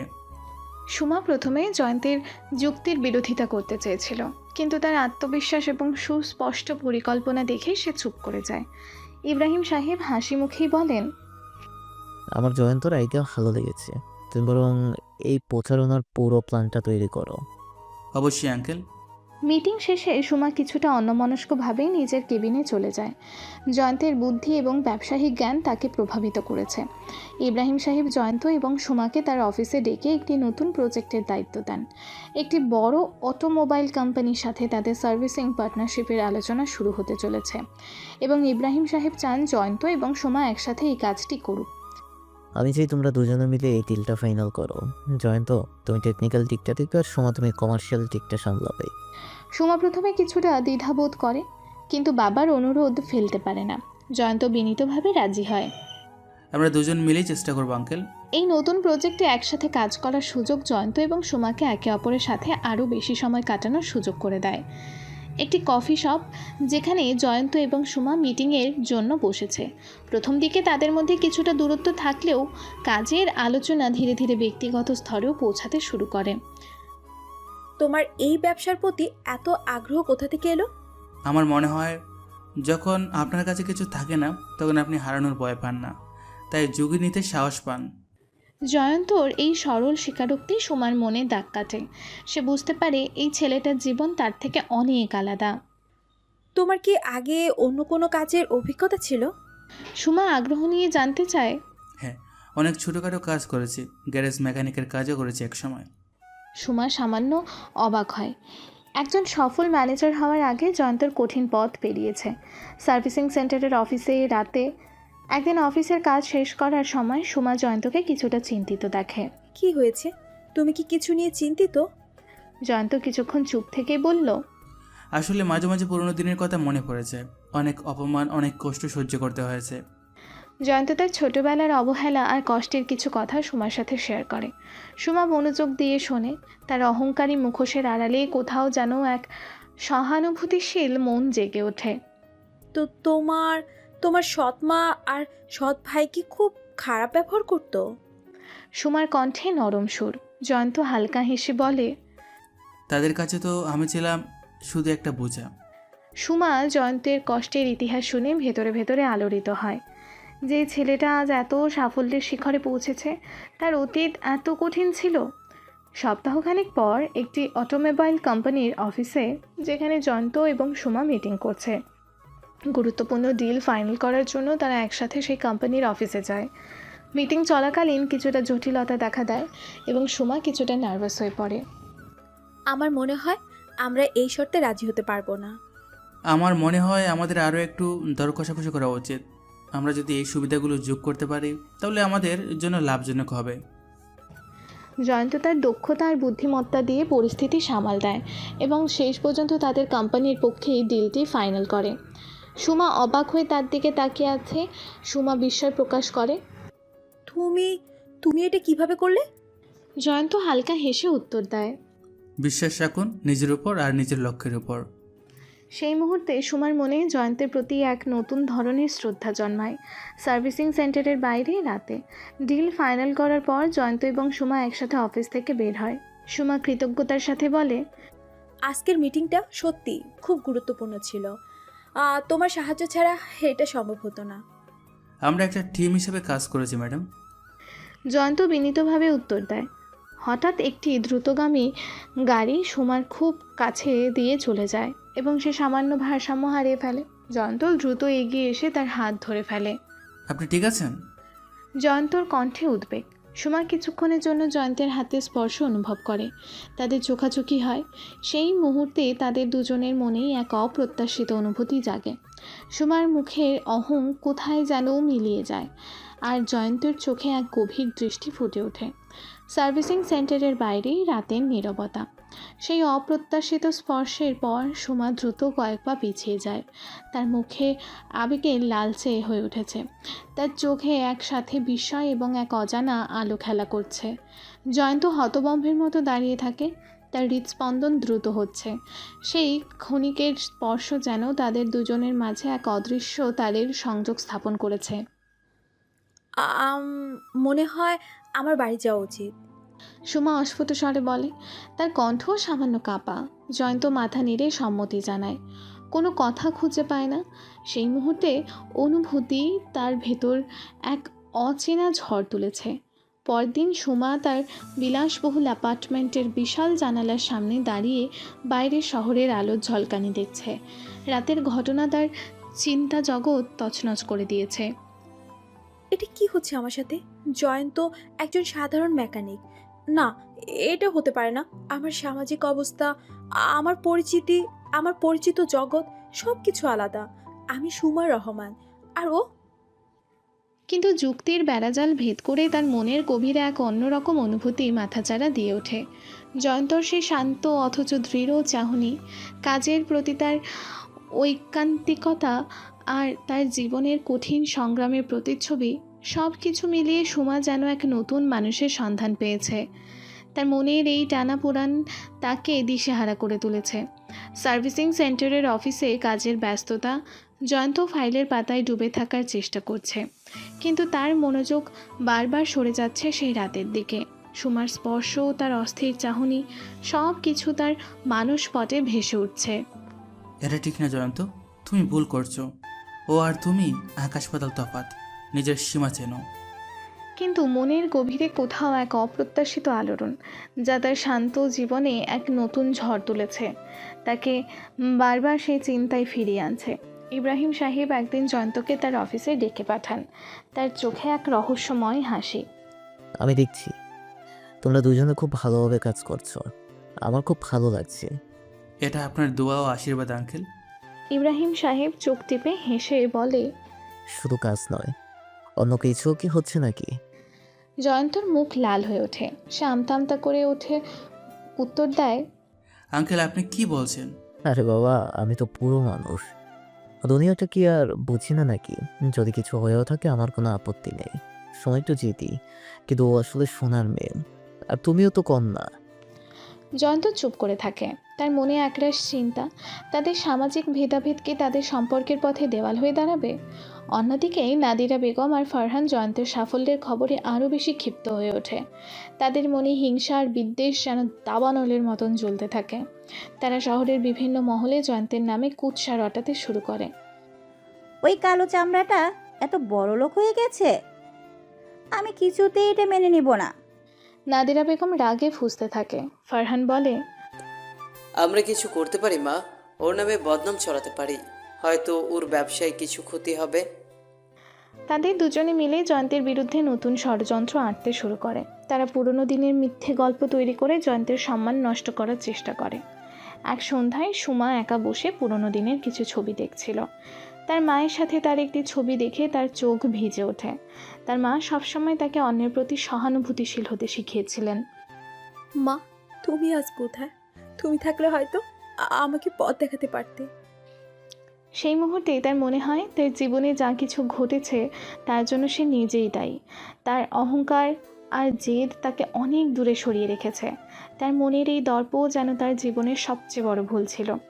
জয়ন্তর প্রতি তার খারাপ ব্যবহার তাকে অনুতপ্ত করে তোলে। পরের দিন সুমা অফিসে এসে সরাসরি জয়ন্তকে ডাকে। তার চোখে এক দৃঢ় সংকল্প। আমি তোমার সাথে কিছু কথা বলতে চাই। তারা দুজনে একটি নির্জন ঘরে যায়। সুমা অস্থিরভাবে পায়চারি করতে থাকে। দেখো, আমি জানি আমার ব্যবহার তোমার সাথে সব সময় ভালো ছিল না। আমি আসলে নিজের জগৎটা ছাড়া আর কিছুই দেখতে চাইনি। আমার মনে হয় আমি ভুল করেছি। সুমার কণ্ঠে অনুতাপ স্পষ্ট। জয়ন্ত শান্তভাবে তার দিকে তাকিয়ে থাকে। আমি জানি ম্যাডাম, কিন্তু অতীত তো আর বদলানো যাবে না। আমি বদলাতে চাই জয়ন্ত। আমি আমি তোমার বন্ধু হতে চাই। সুমার কণ্ঠ আবেগে ভিজে আসে। তাদের চোখাচোখি হয়। পুরনো দূরত্ব যেন ধীরে ধীরে ঘুচে যেতে থাকে। তাদের মধ্যে এক নতুন সম্পর্কের সূচনা হয়। কিন্তু সেই মুহূর্তে তাদের অফিসে একটি অপ্রত্যাশিত ফোন আসে। ইব্রাহিম সাহেব ফোন ধরেন এবং তার মুখ মুহূর্তেই কঠিন হয়ে যায়। জয়ন্ত এর নামে কিছু কুৎসা রটানো হয়েছে এবং তাদের ব্যবসার সুনাম ক্ষতিগ্রস্ত হওয়ার আশঙ্কা দেখা দিয়েছে। এই ষড়যন্ত্র যেন তাদের সদ্য শুরু হওয়া সম্পর্কের পথে এক কঠিন বাধা হয়ে দাঁড়ায়। অফিসের কর্মীরা উত্তেজিত হয়ে কথা বলছে। পরিস্থিতি বেশ উত্তপ্ত। ইব্রাহিম সাহেব রাগে লাল হয়ে গেছেন। এটা কি হচ্ছে? কারার ওঠাচ্ছে এসব? আমি শুনেছি কেউ নাকি বলছে জয়ন্ত নাকি আগে একটা ফ্রডের সাথে জড়িত ছিল। জয়ন্ত বিধ্বস্ত বোধ করে। তার অতীত যেন কিছুতেই তার পিছু ছাড়ছে না। যে সম্মান সে এত কষ্ট করে অর্জন করেছে তা যেন এক মুহূর্তে ধূলিসাৎ হয়ে যেতে বসেছে। সময় এগিয়ে আসে, তার চোখে দৃঢ়তা। আমরাই শেষ দেখব। আমি জানি জয়ন্ত এমন কিছু করতে পারে না। তার কণ্ঠে জয়ন্তের প্রতি অগাধ বিশ্বাস ঝরে পড়ে। সুমা এবং জয়ন্ত একসাথে বসে চিন্তা করে কিভাবে এই পরিস্থিতির মোকাবেলা করা যায়। তাদের চারপাশের দুশ্চিন্তার মেঘ ঘনিয়ে আসছে। সুমা দৃঢ় স্বরে বলে, আমাদের প্রমাণ করতে হবে এই অভিযোগ মিথ্যা। কিন্তু কিভাবে? জয়ন্ত হতাশ হয়ে বলে। তার মনে পুরনো দিনের অসহায়তা ফিরে আসছে। আমরা সেই ফান্ডের ব্যাপারে আরও তথ্য জোগাড় করব। দেখব এর পেছনে আসলে কারা আছে। সুমা জানায়, তার চোখে প্রতিশোধের আগুন জ্বলছে। তাদের এই কঠিন পরিস্থিতিতে একে অপরের প্রতি বিশ্বাস যেন তাদের একমাত্র শক্তি। সুমা জয়ন্তের পাশে ছায়ের মতো দাঁড়িয়ে থাকে। অন্যদিকে নাদিরা বেগম আর ফারহান তাদের ষড়যন্ত্র সফল হতে দেখে খুশি হয়। তারা একে অপরের দিকে তাকিয়ে ডাবল মার্কা হাসি হাসে। নাদিরা বেগম বলে, দেখেছিস তো কেমন জব্দ করলাম কালোটাকে। কিন্তু এটা তো শুধু শুধু, আমি চাই ও একেবারে পথে বসে যাক। তাদের মনে হিংসা আর ঘৃণা যেন আরও বাড়তে থাকে। তারা আরও নতুন নতুন পরিকল্পনা করতে শুরু করে জয়ন্তের ক্ষতি করার জন্য। সোমা এবং জয়ন্ত তাদের বিশ্বস্ত কিছু কর্মীর সাহায্যে সেই কুৎসার উৎসের সন্ধান করতে শুরু করে। অবশেষে তারা জানতে পারে তাদের অফিসেরই পুরনো কিছু কর্মচারী এই ষড়যন্ত্রের সাথে জড়িত। তারা নাদিরা বেগম আর ফারহানের কাছ থেকে মোটা অঙ্কের টাকা নিয়ে এই কাজ করেছে।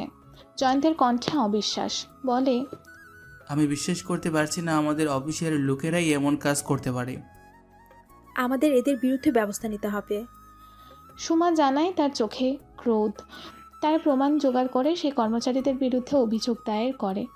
ইব্রাহিম সাহেব এই বিশ্বাসঘাতকতায় মর্মাহত হন এবং জয়ন্ত ও সুমাকে সব রকম সাহায্যের আশ্বাস দেন এবং সেই বিশ্বাসঘাতককে অফিস থেকে বের করে দেওয়া হলো। জয়ন্ত স্বস্তির নিঃশ্বাস ফেলে। তার ওপর থেকে এক বিশাল বোঝা নেমে যায়। সুমা হাসে। এটা শুধু তোমার সততার জায়গা জয়ন্ত। তার চোখে জয়ন্তের প্রতি অগাধ ভালোবাসা ঝরে পড়ে। জয়ন্ত এবং সুমার ওপর থেকে একটা বড় বোঝা নেমে যায়। দীর্ঘ ধকল কাটিয়ে তারা আবারও ব্যবসার দিকে পূর্ণ মনোযোগ দেয়। তাদের সততা এবং ন্যায় বিচারের জয় গ্রাহকদের মনে আরও গভীর বিশ্বাস স্থাপন করে। ইব্রাহিম সাহেব তাদের দুজনের ওপর আরও বেশি আস্থা স্থাপন করেন, যেন তারা তার দুই ডান হাত। ইব্রাহিম সাহেব গর্বের সাথে বলেন, তোমরা দেখিয়ে দিলে বাবা, সততার একতা থাকলে যে কোনো কঠিন পরিস্থিতির মোকাবেলা করা যায়। এটা আপনার দেখানো পথ আঙ্কেল। জয়ন্ত বিনীতভাবে উত্তর দেয়। কৃতজ্ঞতায় তার মাথা নত হয়ে আসে। আর আমাদের টিমের সকলের সম্মিলিত প্রচেষ্টা। সুমা যোগ করে, তার কণ্ঠে আত্মবিশ্বাস ঝরে পড়ে। এরপর জয়ন্ত ব্যবসার প্রসারের দিকে আরও বেশি মনোযোগ দেয়। তার মাথায় সবসময় নতুন নতুন আইডিয়া ঘুরপাক খায়। তার তীক্ষ্ণ বুদ্ধি, অক্লান্ত পরিশ্রম এবং বাজারের চাহিদা ও মানুষের প্রয়োজন বোঝার অসাধারণ ক্ষমতা তাকে একের পর এক নতুন ব্যবসায়িক সুযোগ এনে দেয়। সে ধীরে ধীরে শহরের বিভিন্ন গুরুত্বপূর্ণ এবং অভিজাত এলাকায় তাদের আধুনিক সার্ভিসিং সেন্টারের শাখা বিস্তার করতে শুরু করে। প্রতিটি নতুন সেন্টারই অত্যাধুনিক যন্ত্রপাতি এবং প্রশিক্ষিত কর্মী দিয়ে সজ্জিত থাকে, যা গ্রাহকদের মধ্যে তাদের পরিষেবার মান সম্পর্কে এক ইতিবাচক ধারণা তৈরি করে। জয়ন্ত শুধু গতানুগতিক গাড়ি সার্ভিসিংয়ের মধ্যেই থেমে থাকে না, সে সময়ের গতি বোঝে। তার দূরদৃষ্টি তাকে জানায় খুব শীঘ্রই ইলেকট্রনিক গাড়ির চাহিদা আকাশ ছুঁতে চলেছে। তাই সে দ্রুত তার ব্যবসায় ইলেকট্রনিক ভেহিকেল সার্ভিসিংয়ের অত্যাধুনিক চার্জিং স্টেশন যুক্ত করার সাহসী পরিকল্পনা নেয়। এই সময়োপযোগী এবং দূরদর্শী পদক্ষেপ তাকে প্রতিযোগীদের থেকে বহু যোজন এগিয়ে রাখে। তাদের সার্ভিসিং সেন্টারগুলো খুব অল্প সময়ে ইলেকট্রনিক গাড়ি ব্যবহারকারীদের জন্য প্রথম পছন্দে পরিণত হয়। সুমাও এখন ব্যবসার গুরুত্বপূর্ণ একজন অংশীদার এবং স্তম্ভ। তার আধুনিক চিন্তাভাবনা, ব্যবসায়িক জ্ঞান এবং চমৎকার যোগাযোগ দক্ষতা ব্যবসাকে এক নতুন উচ্চতায় নিয়ে যায়। সে মার্কেটিং এবং ব্র্যান্ডিংয়ের দিকে বিশেষ নজর দেয়। তার উদ্ভাবনী প্রচার কৌশল এবং আকর্ষণীয় ব্র্যান্ড ইমেজ খুব অল্প সময় তাদের সার্ভিসিং সেন্টারকে একটি পরিচিত এবং নির্ভরযোগ্য ব্র্যান্ড হিসেবে পরিচিতি এনে দেয়। তাদের লোগো এবং স্লোগান শহরের আনাচে কানাচে দেখা যায়, যা গ্রাহকদের মনে তাদের প্রতি একটি ইতিবাচক ধারণা তৈরি করে। জয়ন্ত এবং সুমার মধ্যে বোঝাপড়া সময়ের সাথে সাথে আরও গভীর হয়। তারা একে অপরের পরিপূরক হিসেবে কাজ করে। জয়ন্ত যেখানে টেকনিক্যাল এবং অপারেশনাল দিক দক্ষতার সাথে সামলায়, সেখানে সুমা ফিনান্স এবং স্ট্র্যাটেজিক প্ল্যানিংয়ের গুরু দায়িত্ব নেয়। তাদের সম্মিলিত প্রচেষ্টায় ব্যবসা দ্রুত সাফল্যের শিখরে আরোহণ করে। তাদের ব্যবসার ঈর্ষণীয় সাফল্যের খবর খুব দ্রুত শহরের ব্যবসায়িক মহলে ছড়িয়ে পড়ে। বিভিন্ন বড় এবং স্বনামধন্য অটোমোবাইল কোম্পানি তাদের সাথে লাভজনক পার্টনারশিপের জন্য আগ্রহ দেখাতে শুরু করে। জয়ন্ত তার বিচক্ষণতা এবং ব্যবসায়িক জ্ঞান দিয়ে সেই প্রস্তাবগুলো খুব সতর্কতার সাথে বিবেচনা করে এবং শুধুমাত্র সেই চুক্তিগুলোতেই স্বাক্ষর করে যা তাদের ব্যবসার জন্য দীর্ঘমেয়াদী সুবিধা বয়ে আনবে। একসময় জয়ন্ত সামান্য একজন কর্মচারী হিসেবে ইব্রাহিম সাহেবের হাত ধরে এই ব্যবসায়িক জগতে প্রবেশ করেছিল, কিন্তু এখন সে নিজেই একটি বিশাল এবং কর্মবর্ধমান ব্যবসায়িক সাম্রাজ্যের অন্যতম গুরুত্বপূর্ণ অংশীদার এবং চালিকা শক্তি হয়ে উঠেছে। তার নেতৃত্ব এবং ব্যবসায়িক কৌশল অনেক তরুণ উদ্যোক্তার জন্য অনুপ্রেরণামূলক। এদিকে নাদিরা বেগম এবং ফারহান জয়ন্তর এই অভাবনীয় এবং আকাশ ছোঁয়া উন্নতি দেখে আরও বেশি হতাশ এবং ঈর্ষান্বিত হয়। তাদের পুরনো বিদ্বেষ এবং ঘৃণা নতুন করে মাথাচাড়া দিয়ে ওঠে, যেন তারা ভেতরে ভেতরে কুঁকড়ে যাচ্ছে। দেখো, ওই কালো ছেলেটা আজ কোথায় পৌঁছে গেছে, আর আমরা সেই তিমিরেই পড়ে আছি। নাদিরা বেগম ক্ষোভের সাথে বলে, তার চোখে হালকা আগুন। আমাদের কিছু করা উচিত মা, না হলে ও আমাদের একেবারে পায়ের তলায় পিষে দিবে। ফারহান তার মায়ের কথায় সায় দেয়। তার মনে প্রতিশোধের আগুন জ্বলছে। তারা আবারও জয়ন্তের ক্ষতি করার জন্য নতুন নতুন এবং আরও ভয়ঙ্কর ফন্দি আঁটতে শুরু করে। যদিও তাদের আগের সকল প্রচেষ্টা ব্যর্থতায় পর্যবসিত হয়েছে, তাদের মাথায় নতুন করে বিদ্বেষের বীজ বপন হয়। জয়ন্ত এখন আর সে সাধারণ এবং নিরীহ যুবকটি নেই। তার পোশাকে, চাল চলনে এক দৃঢ় আত্মবিশ্বাস এবং ব্যক্তিত্বের সুস্পষ্ট ছাপ দেখা যায়। বিভিন্ন গুরুত্বপূর্ণ ব্যবসায়িক সম্মেলনে সে বিশেষ অতিথি হিসেবে আমন্ত্রিত হয় এবং নিজের জীবনের সাফল্যের অনুপ্রেরণামূলক গল্প অন্যদের সাথে ভাগ করে নেয়।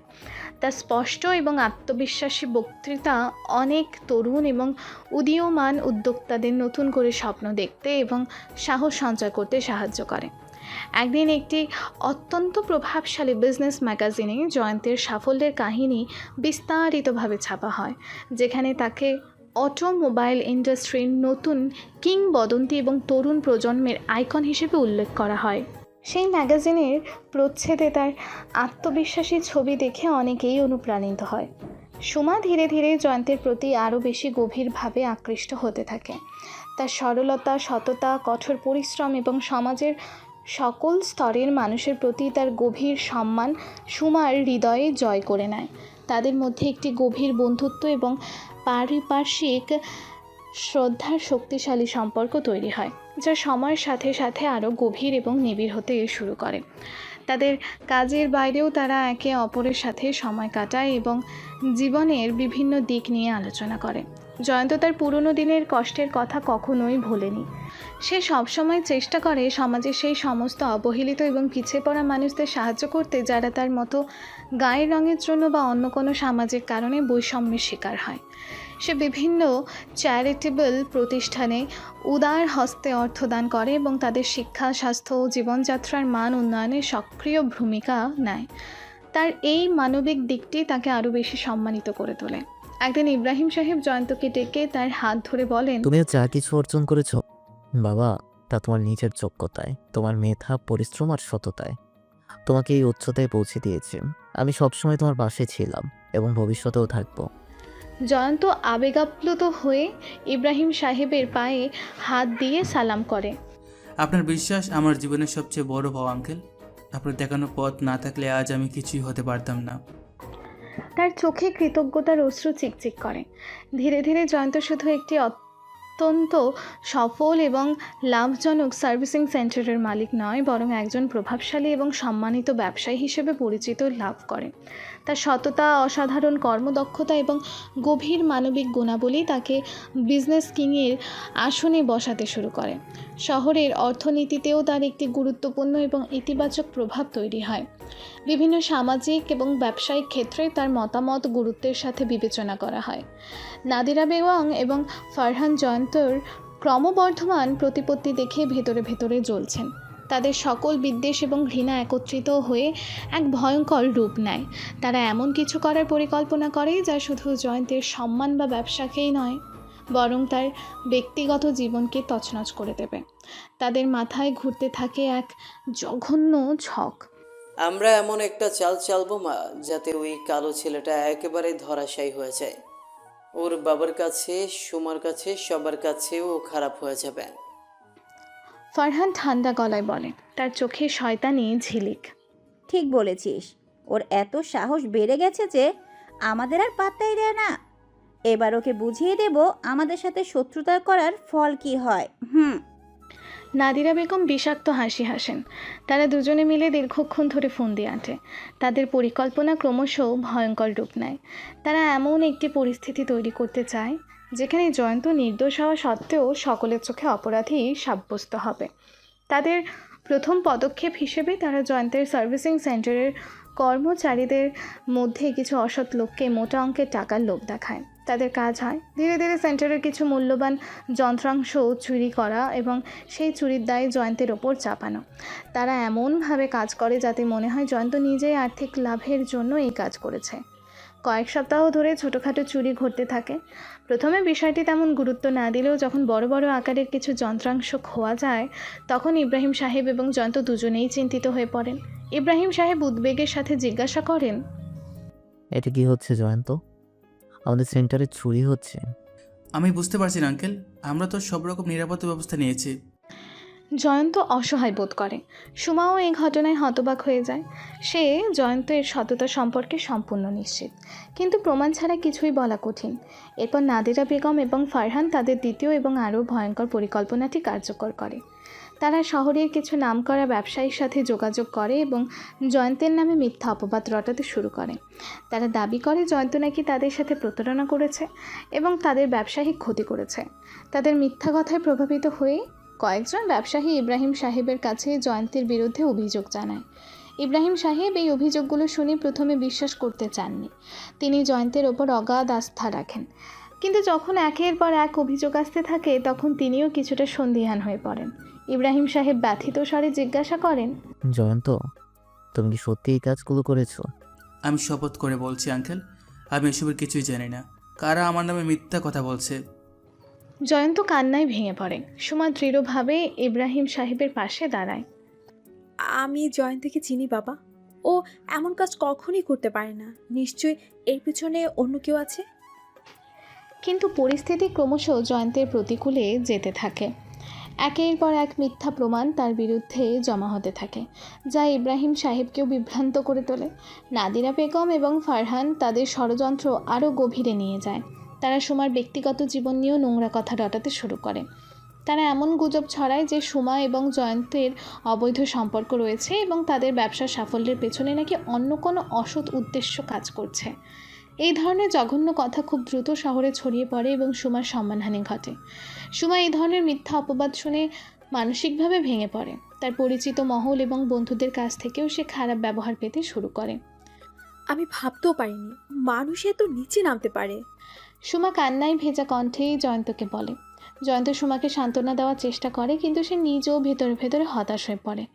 একের পর এক আঘাতে তারা দুজনেই দুর্বল হয়ে যায়।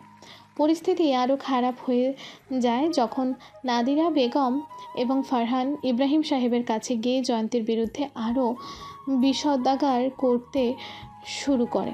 তারা তাদের পুরনো সম্পর্ক এবং আমিনা বেগমের স্মৃতিকে ব্যবহার করে ইব্রাহিম সাহেবের মন বিষিয়ে তোলে। নাদিরা বেগম কান্নার অভিনয় করে বলে, আপনি কি সেই কালো ছেলেটাকে এত বিশ্বাস করেন? ও আপনার সব সম্পত্তি লুটে নেবে। আমেনা বেঁচে থাকলে কখনোই এটা হতে দিত না। তাদের মিথ্যা কথা এবং সমাজের চাপে ইব্রাহিম সাহেব ধীরে ধীরে জয়ন্তের ওপর থেকে বিশ্বাস হারাতে শুরু করেন। তিনি এতটাই বিভ্রান্ত হয়ে পড়ে যে কোনটা সত্যি আর কোনটা মিথ্যা তা বুঝতে পারেন না। এক কঠিন মুহূর্তে ইব্রাহিম সাহেব জয়ন্ত ও সুমাকে ডেকে বলেন, আমি আর পারছি না। সমাজের এত কথা, এত অভিযোগ। আমার মনে হয় তোমাদের কিছুদিন দূরে থাকা উচিত। পরিস্থিতি শান্ত হলে আমরা আবার সব ঠিক করব। জয়ন্ত এবং রাইসা বুঝতে পারে তাদের আর কিছুই করার নেই। ষড়যন্ত্রের জাল এতটাই শক্ত করে বোনা হয়েছে যে তারা যেন সম্পূর্ণরূপে বন্দী হয়ে পড়েছে। হতাশ এবং অপমানিত জয়ন্ত তার বোন রাইসাকে নিয়ে সেই শহর ছেড়ে বেরিয়ে যাওয়ার সিদ্ধান্ত নেয়। তাদের মনে একটাই প্রশ্ন, কেন তাদের সাথে বারবার এমন অবিচার হয়? তাদের স্বপ্ন, তাদের সাধনা সব কিছু যেন এক মুহূর্তে ভেঙে চুরমার হয়ে যায়। আমরা কোথায় যাব ভাইয়া? শহর ছাড়ার পথে রাইসা অশ্রুসিক্ত চোখে জিজ্ঞাসা করে, আমি জানি না আপা, কিন্তু এখানে আর এক মুহূর্ত থাকা যায় না। আমাদের নতুন করে শুরু করতে হবে। জয়ন্তর কণ্ঠে চাপা কষ্ট এবং এক নতুন সংকল্পের আভাস। তারা রাতের অন্ধকারে নীরবে শহর ছেড়ে চলে যায়। তাদের পিছুটান শুধু একরাশ তৃপ্ত স্মৃতি আর অপমান। কয়েকদিন পর জয়ন্ত এবং রাইসা সেই পুরনো ছোট্ট শহরে ফিরে আসে, যেখানে জয়ন্ত একসময় প্রথম ওয়ার্কশপে কাজ করত। তাদের কাছে সামান্য কিছু অর্থ ছাড়া আর কিচ্ছুই নেই। তারা দুজনে মিলে সেই পুরনো গ্যারেজের মালিকের কাছে গিয়ে আবারও কাজের জন্য অনুরোধ করে। পুরনো দিনের কর্মঠ জয়ন্তকে দেখে গ্যারেজের মালিক তাদের ফিরিয়ে নিতে রাজি হন। জয়ন্ত আবারও মেকানিকের কাজ শুরু করে এবং রাইসা হিসাবপত্রের দিকটা দেখে। তাদের জীবন আবারও কঠিন সংগ্রামের পথে ফেরে। একদিন সেই পুরনো ওয়ার্কশপে একটি দামি বিদেশি গাড়ি এসে দাঁড়ায়। গাড়ি থেকে সেই সুদর্শন এবং বয়স্ক বিদেশি ভদ্রলোক নামেন, যিনি এর আগেও একবার তার গাড়ি ঠিক করাতে এসেছিলেন। তার চোখে সেই আগের মতোই প্রজ্ঞা এবং আন্তরিকতা দেখা যায়। হ্যালো, আমার গাড়িতে কিছু সমস্যা হচ্ছে, তোমরা কি এটা ঠিক করতে পারবে? ভদ্রলোক ভাঙা ভাঙা বাংলায় জিজ্ঞাসা করেন। জয়ন্ত এগিয়ে যায়, তাকে চিনতে পারে। অবশ্যই স্যার, আপনি একটু অপেক্ষা করুন, আমি দেখছি।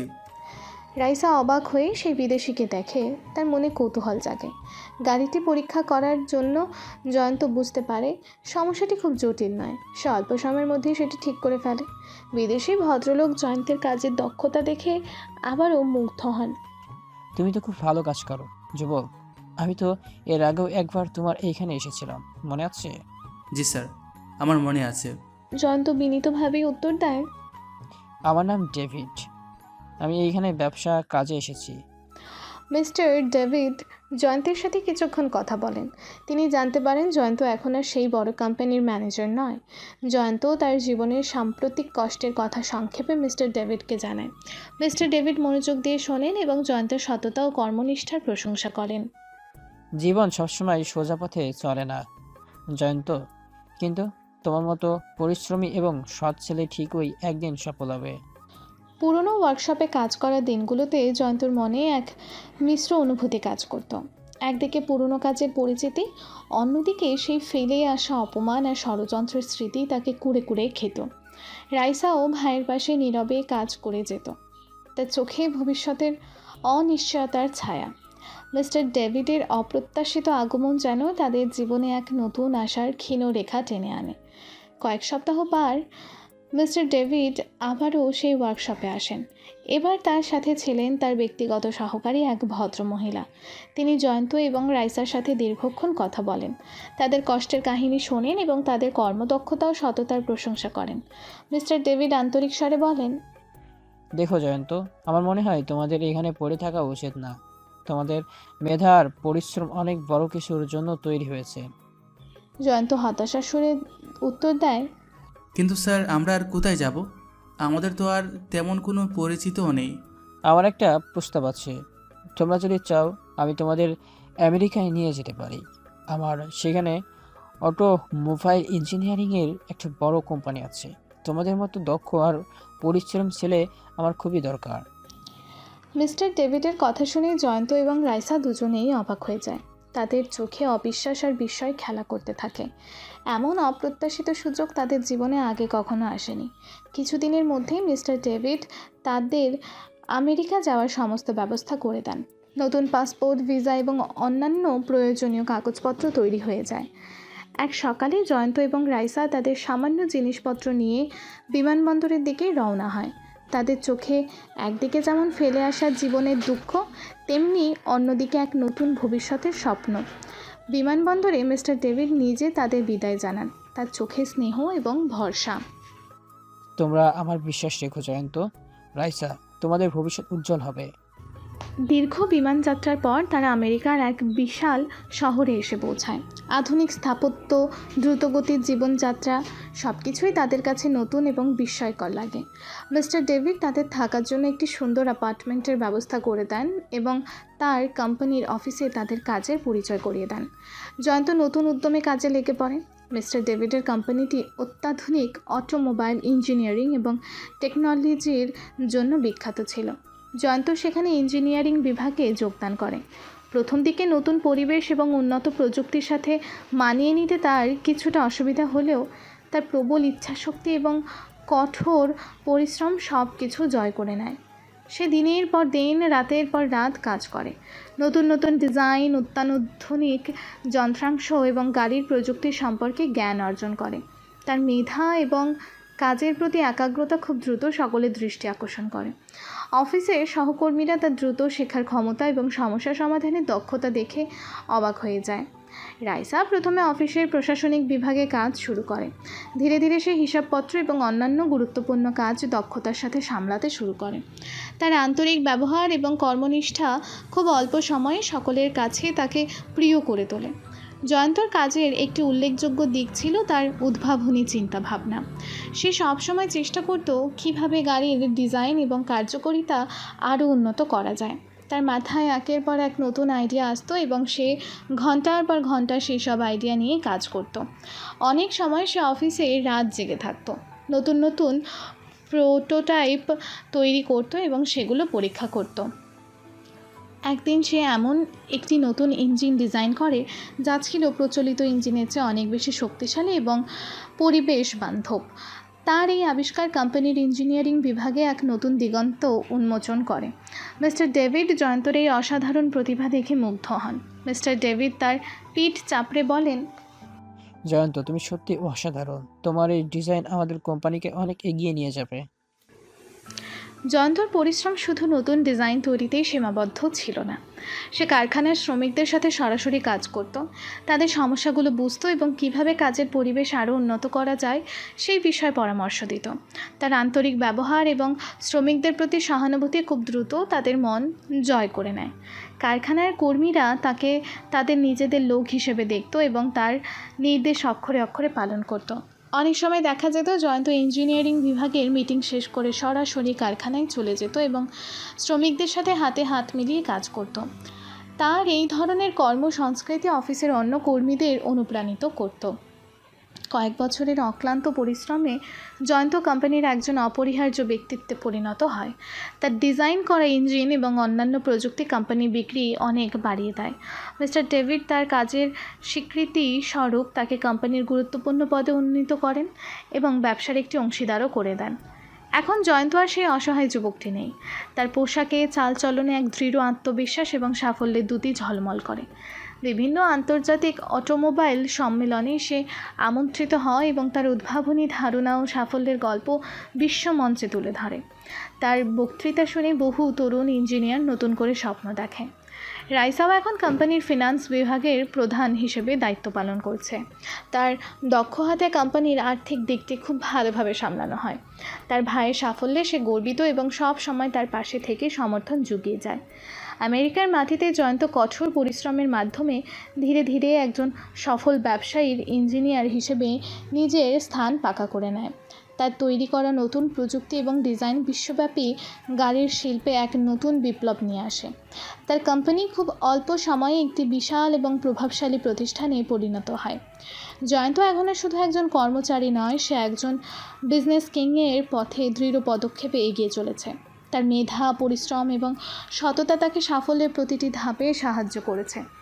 আমেরিকার মাটিতে জয়ন্তর ছিল অভাবনীয়। তার উদ্ভাবনী প্রযুক্তি এবং ব্যবসায়িক দূরদর্শিতা খুব অল্প সময় তার কোম্পানিকে বিশ্বমঞ্চে এক বিশেষ স্থানে এনে দেয়। মিস্টার ডেভিডের মেন্টরশিপ এবং রাইসার দক্ষ ব্যবস্থাপনার সাথে জয়ন্তর অদম্য পরিশ্রম যোগ হয়ে এক অবিশ্বাস্য সাফল্যের কাহিনী রচনা করে। 3 বছর যেন চোখের পলকেই কেটে যায়। এই 3 বছরে জয়ন্ত শুধু তার কোম্পানিকে আমেরিকার অটোমোবাইল শিল্পের শীর্ষে নিয়ে যায়নি, বরং তার ব্যবসায়িক সাম্রাজ্য ধীরে ধীরে বিশ্বব্যাপী ছড়িয়ে পড়ে। তার ইলেকট্রনিক ভেহিকেল প্রযুক্তি, পরিবেশবান্ধব ইঞ্জিন এবং অত্যাধুনিক ড্রাইভিং সিস্টেম সারা বিশ্বে আলোড়ন সৃষ্টি করে। বিভিন্ন দেশের সরকার এবং বড় বড় অটোমোবাইল কর্পোরেশন তার সাথে যৌথ উদ্যোগে কাজ করার জন্য আগ্রহ প্রকাশ করে। একদিন রাতে নিজের বিলাসবহুল অ্যাপার্টমেন্টের ব্যালকনিতে দাঁড়িয়ে শহরের আলোর ঝলকানি দেখছিল জয়ন্ত। তার হাতে ধরা ফোনটা বেজে ওঠে। স্ক্রিনে ভেসে ওঠে একটি পরিচিত নাম, সুমা। 3 বছরে তাদের যোগাযোগ বিচ্ছিন্ন হয়নি। নিয়মিত ফোন এবং ভিডিও কলে তারা একে অপরের সাথে যুক্ত থেকেছে। পুরনো দিনের তিক্ততা ভুলে তাদের মধ্যে সে আগের মতোই গভীর বন্ধুত্ব এবং সম্মান অটুট রয়েছে। কল রিসিভ করতেই সুমার মিষ্টি কণ্ঠ ভেসে আসে। হ্যালো জয়ন্ত, কেমন আছো? ভালো আছি সুমা, তুমি কেমন আছো? আমিও ভালো।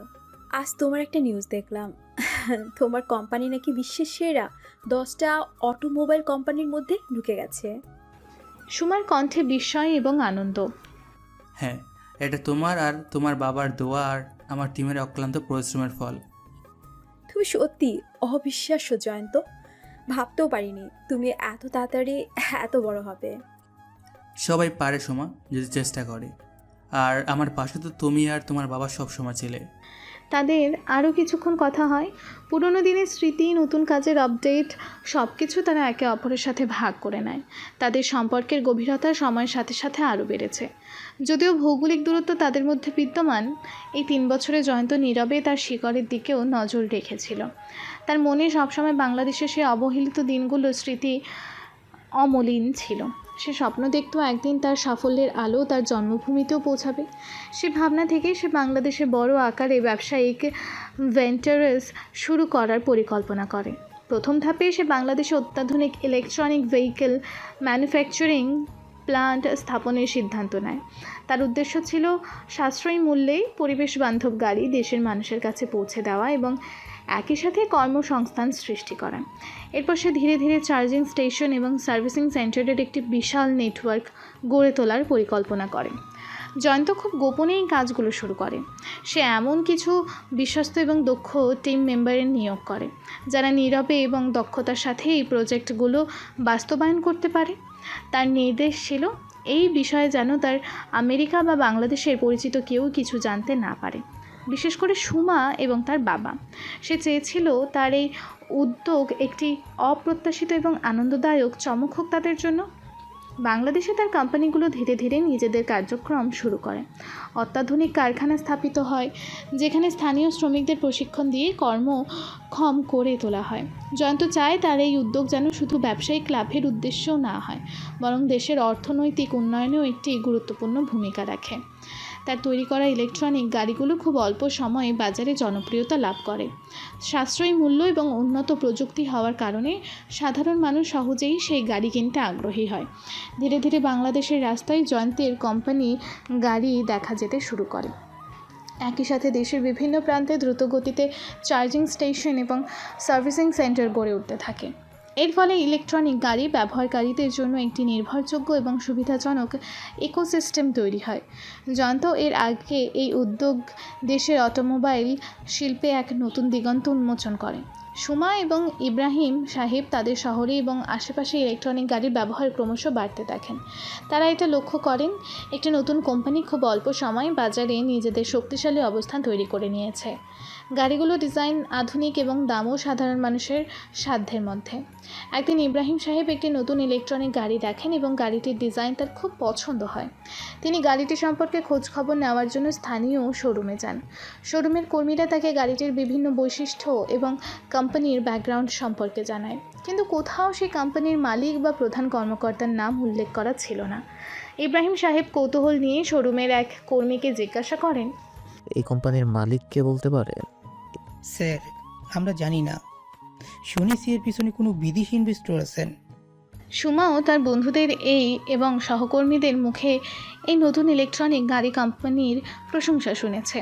গাড়িগুলোর উন্নত প্রযুক্তি এবং সাশ্রয়ী মূল্য তাকেও আকৃষ্ট করে, কিন্তু সেও কোম্পানির মালিক সম্পর্কে কিছুই জানতে পারেনি। একদিন রাতে জয়ন্ত যখন সুমার সাথে ফোনে কথা বলছিল, তখন প্রসঙ্গক্রমে বাংলাদেশে ইলেকট্রনিক গাড়ি বাজারের কথা ওঠে। জানো তো জয়ন্ত, আমাদের এখানে এখন প্রচুর ইলেকট্রিক গাড়ি দেখা যাচ্ছে। জয়ন্ত স্বাভাবিক থাকার চেষ্টা করে জিজ্ঞেস করে, ও সত্যি? কোন কোম্পানির গাড়ি বেশি? একটা নতুন কোম্পানি খুব ভালো করেছে। গাড়িগুলোর ডিজাইনও বেশ আধুনিক। জয়ন্তর হৃদস্পন্দন সামান্য বাড়ে। তাই নাকি? নামটা কি?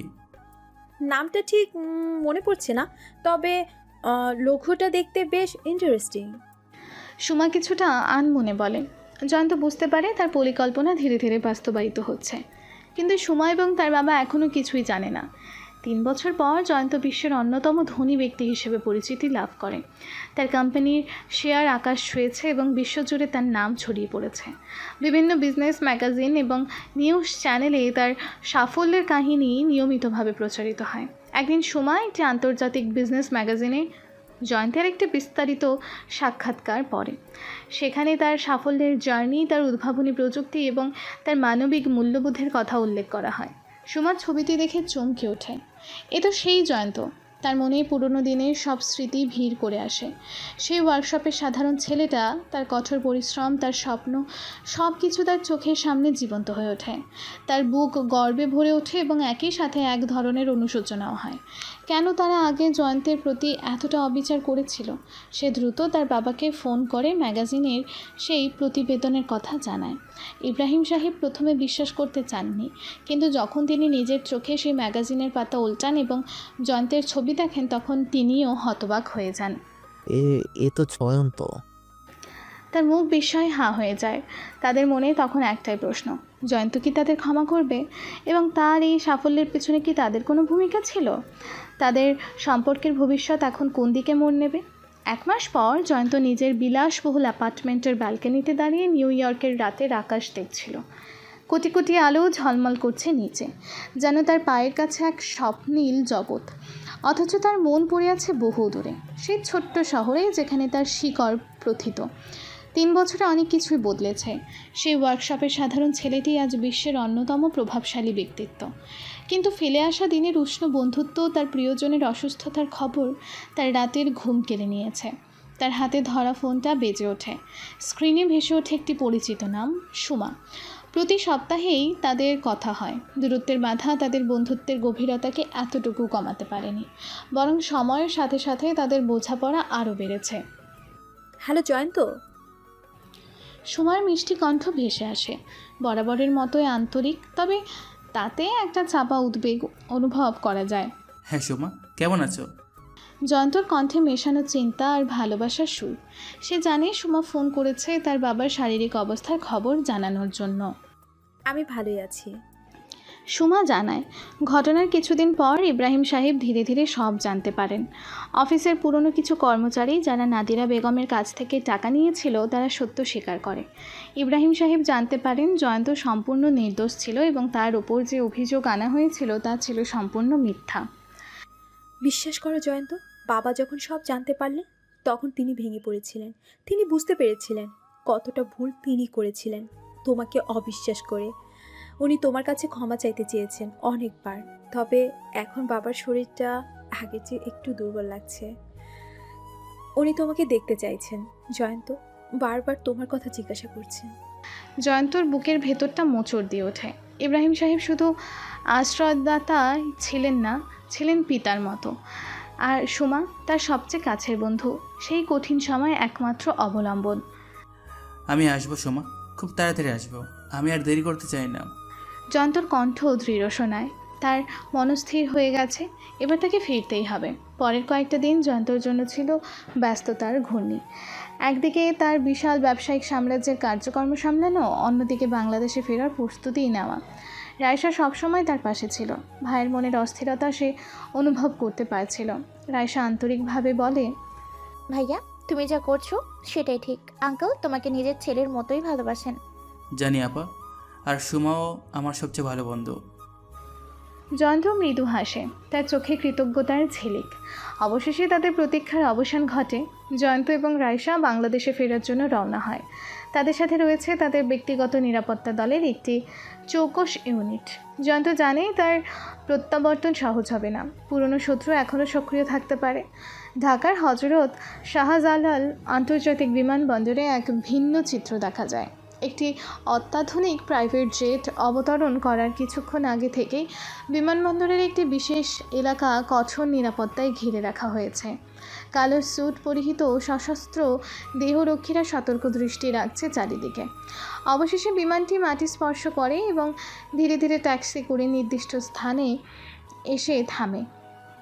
বিমানের দরজা খোলে এবং প্রথমে বেরিয়ে আসেন জয়ন্ত, তার পাশে আত্মবিশ্বাসী ভঙ্গিতে রাইসা। তাদের পেছনে একে একে নেমে আসে নিরাপত্তা দলের সদস্যরা। জয়ন্তর চোখে এক দৃঢ় সংকল্প, যেন বহু ঝড়ঝাপটা পেরিয়ে নিজের ঘরে ফিরে এসেছে এক সিংহ। বিমানবন্দরের কর্মীরা এবং সাধারণ মানুষ অবাক বিস্ময়ে তাকিয়ে থাকে এই ভিআইপি মুভমেন্টের দিকে। অনেকেই বুঝতে পারে কোনো বিশেষ ব্যক্তিত্ব এসেছেন, কিন্তু কে তিনি তা তাদের ধারণারও বাইরে। বিমানবন্দরের ভিআইপি লাউঞ্জের বাইরে কয়েকটি বিলাসবহুল কালো গাড়ি অপেক্ষা করছিল। জয়ন্ত এবং রাইসা একটি গাড়িতে ওঠে। তাদের চারপাশে দুর্ভেদ্য ব্যূহ রচনা করে বাকি দেহরক্ষীরা অন্য গাড়িগুলোতে অবস্থান নেয়। গাড়ি বহর দ্রুত গতিতে বিমানবন্দরের এলাকা ছেড়ে শহরের দিকে ছুটে চলে। তাদের আগমন যেন এক নীরব বিপ্লবের পূর্বাভাস। গাড়ির বহর সরাসরি ইব্রাহিম সাহেবের বাড়ির দিকে যায়। বাড়ির সামনে গাড়ি থামার আগে সুমা ছুটে এসে দরজার কাছে দাঁড়ায়। তার চোখে জল, ঠোঁটে চাপা হাসি।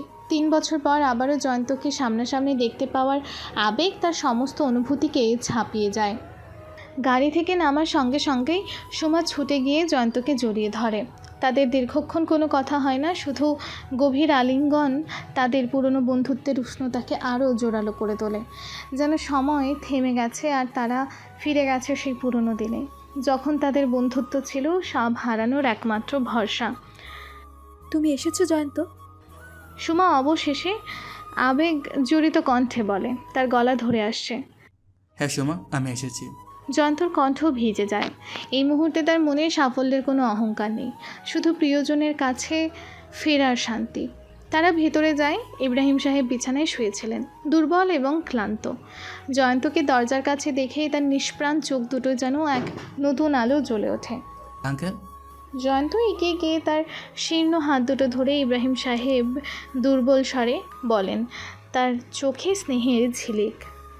জয়ন্ত, তুমি এসেছো বাবা? তোমাকে অনেক দেখতে ইচ্ছে করছিল। আঙ্কেল, আমি এসেছি। এখন আপনি কেমন আছেন? জয়ন্তর কণ্ঠে সেই আগের শ্রদ্ধা এবং কনসার্ন ফিরে আসে।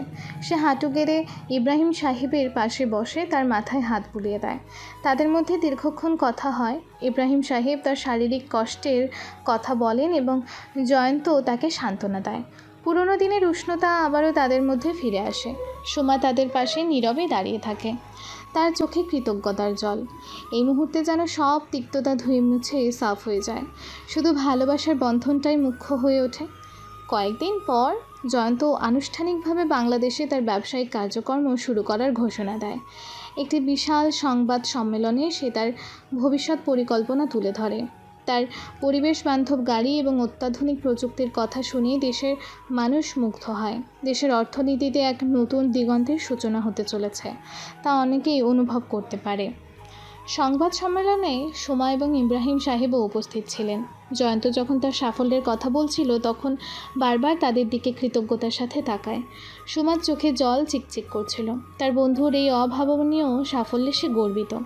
ইব্রাহিম সাহেব দুর্বল শরীরেও এক নতুন উদ্দীপনা অনুভব করছিলেন, যেন তার দেখা স্বপ্ন আজ সত্যি হতে চলেছে। কিন্তু সেই সংবাদ সম্মেলনে অপ্রত্যাশিতভাবে নাদিরা বেগম এবং ফারহান উপস্থিত হয়। তাদের চোখে সেই পুরনো বিদ্বেষ এবং ঘৃণা স্পষ্ট দেখা যায়। তাদের উপস্থিতি যেন এক কালো মেঘের সঞ্চার করে সেই আনন্দঘন পরিবেশে। তুই আবার এসেছিস আমাদের জীবন নষ্ট করার জন্য? নাদিয়া বেগম চিৎকার করে বলে, তার কণ্ঠে তীব্র বিদ্বেষ। জয়ন্ত শান্তভাবে তাদের দিকে তাকায়। তার চোখে কোনো ভয় বা দুর্বলতা নেই, বরং এক অসীম আত্মবিশ্বাস। আমি এখানে এসেছি আমার জন্মভূমির জন্য কিছু করতে। তোমাদের পুরনো বিদ্বেষ আমার পথ আটকাতে পারবে না। ফারহান ঢাকে গড়গড় করতে করতে এগিয়ে এসে তেড়ে মারতে উদ্যত হয়, কিন্তু জয়ন্তের প্রশিক্ষিত দেহরক্ষীরা দ্রুত তাকে ধরে ফেলে। তাদের পেশাদারিত্বের সামনে ফারহান অসহায়ভাবে ছটফট করতে থাকে। তোমাদের যা করার ছিল তা তোমরা করেছো, এবার আমার পালা। জয়ন্তর কণ্ঠে এক অপ্রত্যাশিত ক্ষমতা এবং কর্তৃত্বের সুর ধ্বনিত হয়। তার এই আগমন যেন শুধু একজন সফল ব্যবসায়ীর প্রত্যাবর্তন নয়, বরং এক নতুন যুগের সূচনা। সুমা সবসময় তার পাশে থাকে। পুরনো বন্ধুত্বের বাঁধন সময়ের সাথে সাথে আরও দৃঢ় হয়। তাদের মধ্যে দীর্ঘদিনের বোঝাপড়া এবং একে অপরের প্রতি সম্মান, ভালোবাসার এক নতুন রূপ নেয়। তারা দুজনে মিলে ব্যবসার ভবিষ্যৎ পরিকল্পনা করে, একে অপরের কাঁধে ভরসা খুঁজে পায়। ইব্রাহিম সাহেবের শারীরিক অবস্থা ধীরে ধীরে স্থিতিশীল হয়। জয়ন্তের প্রত্যাবর্তন এবং তার অভাবনীয় সাফল্য তাকে নতুন করে বাঁচার প্রেরণা যোগায়। তিনি তাদের সম্পর্কের পূর্ণ সমর্থন জানান এবং তাদের একসাথে দেখে আনন্দিত হন। তবে নাদিরা বেগম এবং ফারহানের বিষাক্ত ছায়া এখনও তাদের জীবনের উপর বিদ্যমান। সংবাদ সম্মেলনে তাদের ঔদ্ধত্যপূর্ণ আচরণ জয়ন্ত ভোলেনি। সে জানে তারা সহজে হাল ছাড়ার পাত্র নয় এবং সুযোগ পেলেই আবারও আঘাত হানতে পারে। তাই নিজের এবং প্রিয়জনদের সুরক্ষার জন্য জয়ন্ত তাদের কুকর্মের এবং ষড়যন্ত্রের প্রমাণ খুঁজে বের করার সিদ্ধান্ত নেয়। সে তার বিশ্বস্ত নিরাপত্তা দলের প্রধান রাশেদকে ডেকে পাঠায়। রাশেদ একজন দক্ষ এবং বিচক্ষণ ব্যক্তি। গত 1 বছর ধরে জয়ন্তীর নিরাপত্তা রক্ষার দায়িত্বে নিয়োজিত। জয়ন্ত গম্ভীর স্বরে রাশেদকে নির্দেশ দেয়, রাশেদ, আমার কিছু কাজ আছে। আমি চাই তুমি নাদিরা বেগম এবং ফারহানের কার্যকলাপের উপর নজর রাখো। তাদের পুরনো এবং বর্তমান সমস্ত রকম অবৈধ কাজকর্মের তথ্য খুঁজে বের করো। আমার কাছে তাদের কুকর্মের অকাট্য প্রমাণ থাকা দরকার। যেমন আদেশ স্যার, আমি খুব শীঘ্রই আপনার কাছে সমস্ত তথ্য এনে দেব। রাশেদ দৃঢ়ভাবে উত্তর দেয় এবং তার দল নিয়ে অনুসন্ধানে নেমে পড়ে। জয়ন্ত এবং সুমা প্রায় প্রতিদিনই একসাথে সময় কাটায়। পুরনো দিনের স্মৃতিচারণ থেকে শুরু করে ভবিষ্যতের স্বপ্ন সব কিছু তারা একে অপরের সাথে ভাগ করে নেয়। তাদের মধ্যে ভালোবাসার এক নতুন অনুভূতি ধীরে ধীরে প্রস্ফুটিত হতে শুরু করে। একদিন সন্ধ্যায় জয়ন্ত সুমাকে তাদের পুরনো দিনের পছন্দের একটি কফি শপে নিয়ে যায়। কফির ধোঁয়া আর মৃদু আলোয় এক স্নিগ্ধ পরিবেশ তৈরি হয়। জানো তো সুমা, যখন আমি আমেরিকা ছিলাম তখন প্রায়ই এই কফি শপের কথা মনে পড়তো। আমারও তোমার কথা খুব মনে পড়তো জয়ন্ত। সুমা আবেগাপ্লুত হয়ে ওঠে উত্তর দেয়। সুমা আবারও বলে, বিশ্বাস করো, সেই কঠিন সময় তুমি আমার পাশে না থাকলে আমি হয়তো ভেঙেই পড়তাম। আমরা সবসময় একে অপরের পাশে থাকবো সুমা, এটাই তো আমাদের বন্ধুত্ব। জয়ন্ত সুমার হাত ধরে আলতো করে চাপ দেয়। তাদের চোখে গভীর ভালোবাসা এবং শ্রদ্ধার নীরব আদান প্রদান হয়। সময়ের সাথে সাথে তাদের বন্ধুত্বের সম্পর্ক এক নতুন এবং সুন্দর পরিণতির দিকে এগিয়ে যায়। রাশেদ এবং তার দল দিন রাত পরিশ্রম করে নাদিরা বেগম এবং ফারহানের কুকর্মের তথ্য সংগ্রহ করতে শুরু করে। তাদের পুরনো ব্যবসায়িক দুর্নীতি, অবৈধ সম্পত্তি এবং বিভিন্ন রকম অসাধু কার্যকলাপের প্রমাণ ধীরে ধীরে তাদের হাতে আসতে থাকে। তারা জানতে পারে কিভাবে নাদিরা বেগম এবং ফারহান প্রভাব খাটিয়ে বহু বছর ধরে নানা রকম অন্যায় কাজ করে পার পেয়ে গেছে। তাদের অনুসন্ধানে আরও উঠে আসে জয়ন্তের কোম্পানির কর্মীদের ঘুষ দিয়ে তথ্য ছড়িয়ে এবং কারখানায় স্যাবোটাজ করার পরিকল্পনাও তারা করেছিল। তাদের উদ্দেশ্য ছিল জয়ন্তের ব্যবসার ক্ষতি করে তাকে অর্থনৈতিকভাবে দুর্বল করে দেওয়া। রাশেদ সমস্ত তথ্য এবং প্রমাণ একটি বিস্তারিত ফাইলের আকারে জয়ন্তের কাছে জমা দেয়। ফাইলটি হাতে নিয়ে জয়ন্ত কিছুক্ষণ নীরবে বসে থাকে। তার মনে একদিকে যেমন ঘৃণা জন্মায় তাদের জঘন্য কার্যকলাপের জন্য, তেমনি অন্যদিকে এক ধরনের তিক্ত হাসি আসে। মানুষ কতটা নিচে নামতে পারে। জয়ন্ত সেই প্রমাণগুলো সুমা এবং ইব্রাহিম সাহেবকে দেখায়। সব কিছু জানার পর তারা দুজনেই হতবাক হয়ে যান। ইব্রাহিম সাহেব নিজের ভুল বুঝতে পারে আরও বেশি অনুতপ্ত হন এবং নাদিরা বেগম এর প্রতি তার ঘৃণা তীব্র হয়। আমি ভাবতেও পারিনি ওরা এত নিচে নামতে পারে জয়ন্ত। ইব্রাহিম সাহেব ব্যথিত স্বরে বলেন, আমার উচিত ছিল আগেই ওদের থামানো। যা হওয়ার ছিল তা তো হয়ে গেছে বাবা, এখন আমাদের ভবিষ্যতের দিকে তাকাতে হবে। সুমা তার বাবার হাত ধরে সান্ত্বনা দেয়। আমরা অবশ্যই এর একটা বিহিত করবো আঙ্কেল, এদের কুকর্মের শাস্তি হওয়া উচিত। জয়ন্ত দৃঢ় স্বরে বলে, তবে সে তাড়াহুড়ো করে কোনো পদক্ষেপ নিতে চায় না। সে চায় সব কিছু আইন অনুযায়ী হোক। জয়ন্ত এবং সুমা তাদের সম্পর্কের ভবিষ্যৎ নিয়ে আলোচনা করে। তাদের মধ্যে ভালোবাসার গভীরতা ক্রমশ বাড়ছে এবং তারা দুজনেই একে অপরের সাথে জীবন কাটানোর স্বপ্ন দেখে। একদিন রাতে জয়ন্ত সুমাকে একটি সুন্দর রেস্টুরেন্টে নিয়ে যায়। মনোরম পরিবেশে তারা দুজনে অন্তরঙ্গ কথাবার্তা বলে। জয়ন্ত আবেগাপ্লুত হয়ে বলে, সুমা, তুমি আমার জীবনে না এলে হয়তো আমি কখনোই এত দূর আসতে পারতাম না। সেই কঠিন সময়ে তোমার বন্ধুত্ব আমার সবচেয়ে বড় শক্তি ছিল। তুমিও সবসময় আমার পাশে ছিলে জয়ন্ত। আমাদের বন্ধুত্বটা সত্যি খুব স্পেশাল। আমি চাই এই বন্ধুত্বটা আরও এক ধাপ এগিয়ে যাক সুমা। জয়ন্ত এবার সুমার হাত ধরে বলে, আমি চাই আমরা দুজন একসাথে জীবন কাটাই। সুমার মুখ লজ্জায় লাল হয়ে ওঠে। তার চোখে আনন্দের অশ্রু চিকচিক করে। সুমা ফিসফিস করে উত্তর দেয়, আমারও তাই ইচ্ছে জয়ন্ত। তাদের ভালোবাসার নীরব স্বীকৃতিতে চারপাশের পরিবেশ যেন আরও মনোরম হয়ে ওঠে। তারা দুজনে একটি নতুন জীবনের স্বপ্ন দেখতে শুরু করে। জয়ন্ত ধীরে ধীরে তার ব্যবসার প্রসার ঘটাতে থাকে। তার কোম্পানির গাড়িগুলো দেশের মানুষের কাছে খুব জনপ্রিয় হয়ে ওঠে। সে বিভিন্ন সামাজিক উন্নয়নমূলক কাজও শুরু করে, যেমন দরিদ্র শিশুদের জন্য শিক্ষা এবং স্বাস্থ্য সেবার ব্যবস্থা করে। তার মানবিক কার্যকর্ম তাকে আরও বেশি সম্মানিত করে তোলে।